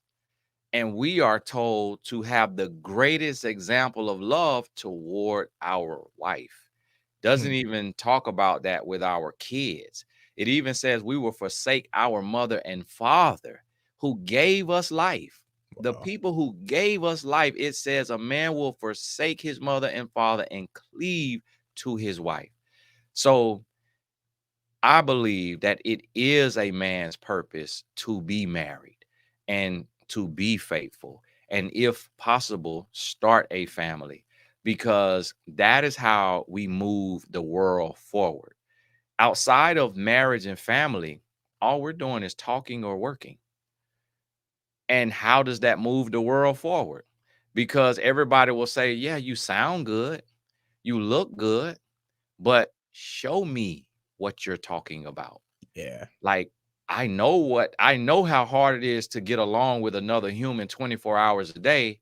So if you're not doing that, I really don't care how well your Turo business is going, or how well your Fulfilled by Amazon business is going, or your construction company, because I can't fully trust you because you haven't shown me the mental development to be able to get along with your opposite 24 hours a day, to Hmm. get along with a woman 24 hours a day, and to love her, cherish her, provide for her, and then to also be sober and present minded with your children, and to take care of your home so that your children, so that your daughter isn't pregnant as a teenager, or so that your son isn't in the streets gang banging, but to also be there as a man. Yeah. And to me, like, I'll be honest with you, although I want to be a billionaire, for not for the money's sake, but for the platform and the influence, to have a better way, another way to share Christ. But I don't know if that's God's will, so I don't really care about it. God knows what he's doing, but I have no inspiration from Jeff Bezos. I have no, and no disrespect. Love what I respect what he built, but I get no inspiration from Elon Musk, Jeff Bezos, the billionaires, Jay-Z, Michael Jordan. I have no inspiration from the money they've made, or the brand that they've built, or the name that any other man has. Hmm. What inspires me more than anything in the world is if I could go to your grandfather's house and he got a wife Yeah. and he has raised your mother or your father and he is still with his wife of Yeah. 40 plus years. Yeah. Yeah. When I meet that man and I shake his hand, I feel like I'm meeting the Son of God. I feel like I'm meeting somebody that God has shined on. And especially if I could meet that woman and I could see that she's not hanging on by a thread, and she still, they could be laughing, joking. They might have their little arguments, shut up, you this, you that, but they love each other and Yeah. they know each other. Yeah. Committed. Man, that right there. And just being in it and being with my wife and learning how to adjust my personality and shift and change to get along with her, knowing how to not say everything I'm thinking, learning how to not debate, not argue, not disagree on stuff that has no bearing on life, but then also learning how to say the hard things, the things that she may not want to hear, but that I know she needs to hear for the sake of her, for the sake of me, for the sake of our family. Knowing that she's a people pleaser and a perfectionist and having to share a error, a blind spot, being able to do both of those, knowing when to shut up and knowing when to speak up, that has developed me on a whole nother level. And man, and that right there, because I've been the womanizer. So Yeah. that doesn't impress me. I became a millionaire. It's the same blueprint to become a billionaire. You just need more followers, you just need more reach, and then it's Yeah. billions. So that doesn't impress me. And I've seen people become billionaires and go through a divorce. Millionaires go through a divorce. I've seen people become NBA champions, NFL champions, and can't stay married. Yeah.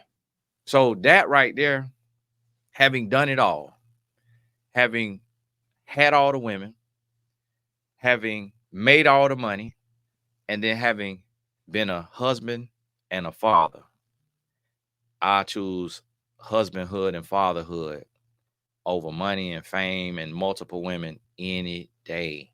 Yeah. Any day. Yeah.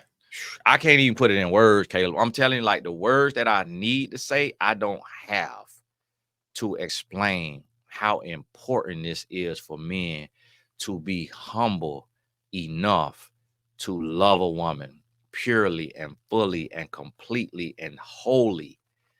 I don't even have the words for it, but Bro, I'm that serious about it.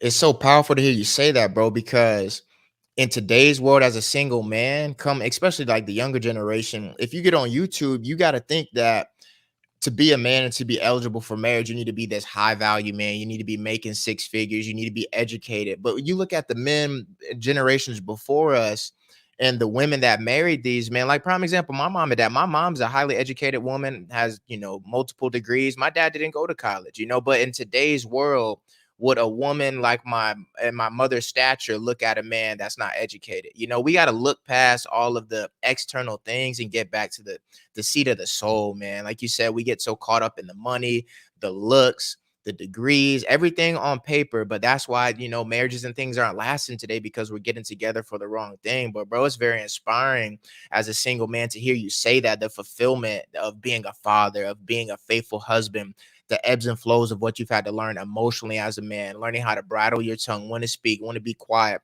how to lead yourself in those moments of temptation and like discipline and just all that comes with it, bro. It's so inspiring to hear. I know I needed this today, bro. You definitely filled me up, man, and just encouraging me on my journey, because it's so much out here that'll make you think, especially if you just the podcast and just some of the talk that's out here. When you hear women get on there and they say, if a man ain't making six figure, if a man ain't this or that, if you're not careful and if you don't know yourself and you don't know God as a man, I see how easily you can be deterred and just say, man, I'm not valuable. I ain't worthy of being a husband. Let me not even put no effort into that. And I think the self-esteem of a lot of men today are shot by that, because the reality of that, many men are never going to touch six figures. Some men just may work a average 9 to 5 the rest of their life, but that's okay. But they got a good heart. They're faithful, they're focused, they're driven, and whatever God has called them to do.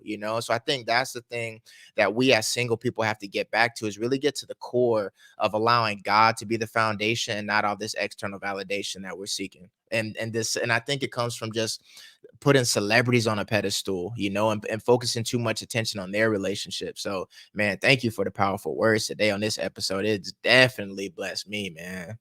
Man, you said it right there though. And I want the men who are watching this to understand that if a woman puts an income requirement over a character requirement, you got to run from her, Hmm. because she is a woman who has been separated from God, and she is not looking at a man the way God looks at a man.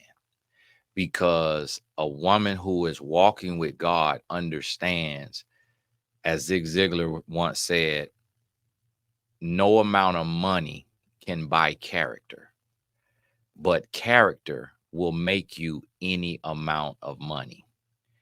And that is what is being lost. So there is a sector of women who have been turned over to a reprobate mind, and they are focused on the external, the list, the numbers. And there's a sector of men who have been turned over to that same mind state, and they feel like they need to be successful completely first. They need to be all the way there, or marriage is not worth it, or they feel like marriage is not a good deal. There's no benefits in it. And those two mindsets are intended to clash or to come together and end in divorce.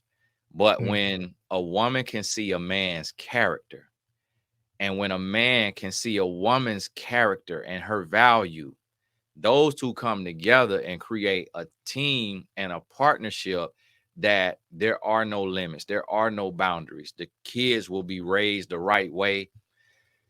Kids gonna do what they want to do, but they will have a good foundation and be trained up. So your dad and your mom are like my wife and I. My wife has a master's degree in medical sciences, a bachelor's in biomedical science, and I don't even have my bachelor's. But yet, look at our life and Yeah. our marriage as millennials, to Yeah, have been married 17 years. 17 and a half years. Next March will make 18 years, and amazing kids and all of that. But on paper, we wouldn't be matched. A matchmaker wouldn't match us on paper, Hmm.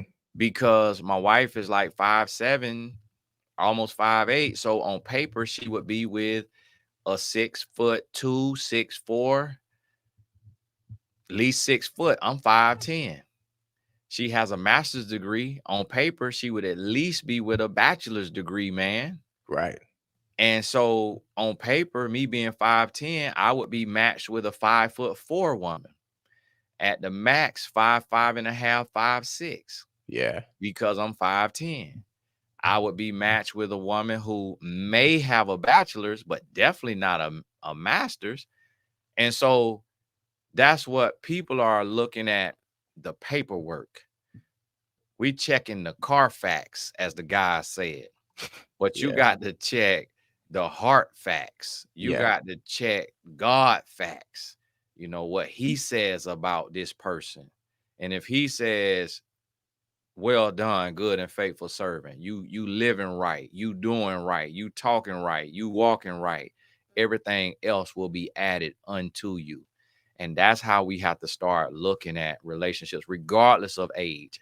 And there's so many women that's in their 40s and 50s. Oh, Tony, that's easy for you to say, because y'all was in y'all 20s, but I need a man with a certain amount of money. And it's like, how do you, it can't have it both ways. So you can't say you need a man with a certain amount of money, but also say you don't need a man because you're a boss and you make money. Right. So if you're a boss and you make money, then his character should matter most. If you're not a boss and you want to be sat down, then say that you want to be sat down, and that's why he needs a certain amount of money. And if he need that certain amount of money, understand that y'all are a team. So it's your equity being brought to the table by encouraging him and supporting him and uplifting him, if you want him to get to a certain amount of money, instead of requiring that he do it all on his own and then you get to come in and ride his coattail just because you got a booty and a smile. Come on. And so that is the mindset of God, of us coming to the table, respecting one another as children of God with a heart of service and living a righteous lifestyle. And then understanding that the man is taught to invest his talents, to study the ant, and the woman is taught to study the Proverbs 31 woman. And if those two people get together with that type of work ethic, you're going to build something that eventually, if the woman need to sit down or if the man need to sit down, however it works, it can happen because Yeah. you're a team and it's not somebody coming in to ride the coattail of the other person. Yeah. Man, Tony, I appreciate the work that you do, man. The holding yourself accountable, but holding the world accountable, especially, the leaders out there. I think there's really a shift taking place, but just what you're doing and holding people to a higher standard is so important. I think that's how we shift our community. I think right now our community is very focused on financial gain and wealth, and I think that's important too. But man, the wealth of family and two-parent households, like what will that do, to revamp our community and to bring people back together. So I just want to say that publicly, man. Like, thank you for what you're doing. Stay encouraged. Keep doing what you're doing because it's much needed. That it's easy to be lukewarm and just to go along to get along.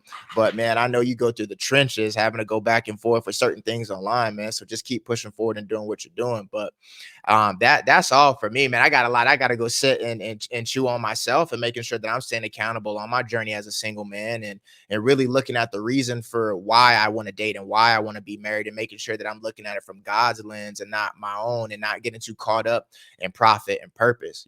But anything else that you want to end off with and leave the people with? No, I know they're ready to go. I'll say if this your first podcast episode you've seen, last week I interviewed Caleb. So make sure you go watch that one. It's about, dating in the digital age. So just want to let y'all know it's not all the time where it's one person answering the questions and one person asking. So catch that one and lock in with us, and hoping to see you on the next episode. Yes, sir. Hey, and please like, share, and subscribe, and we'll be back next week. Peace.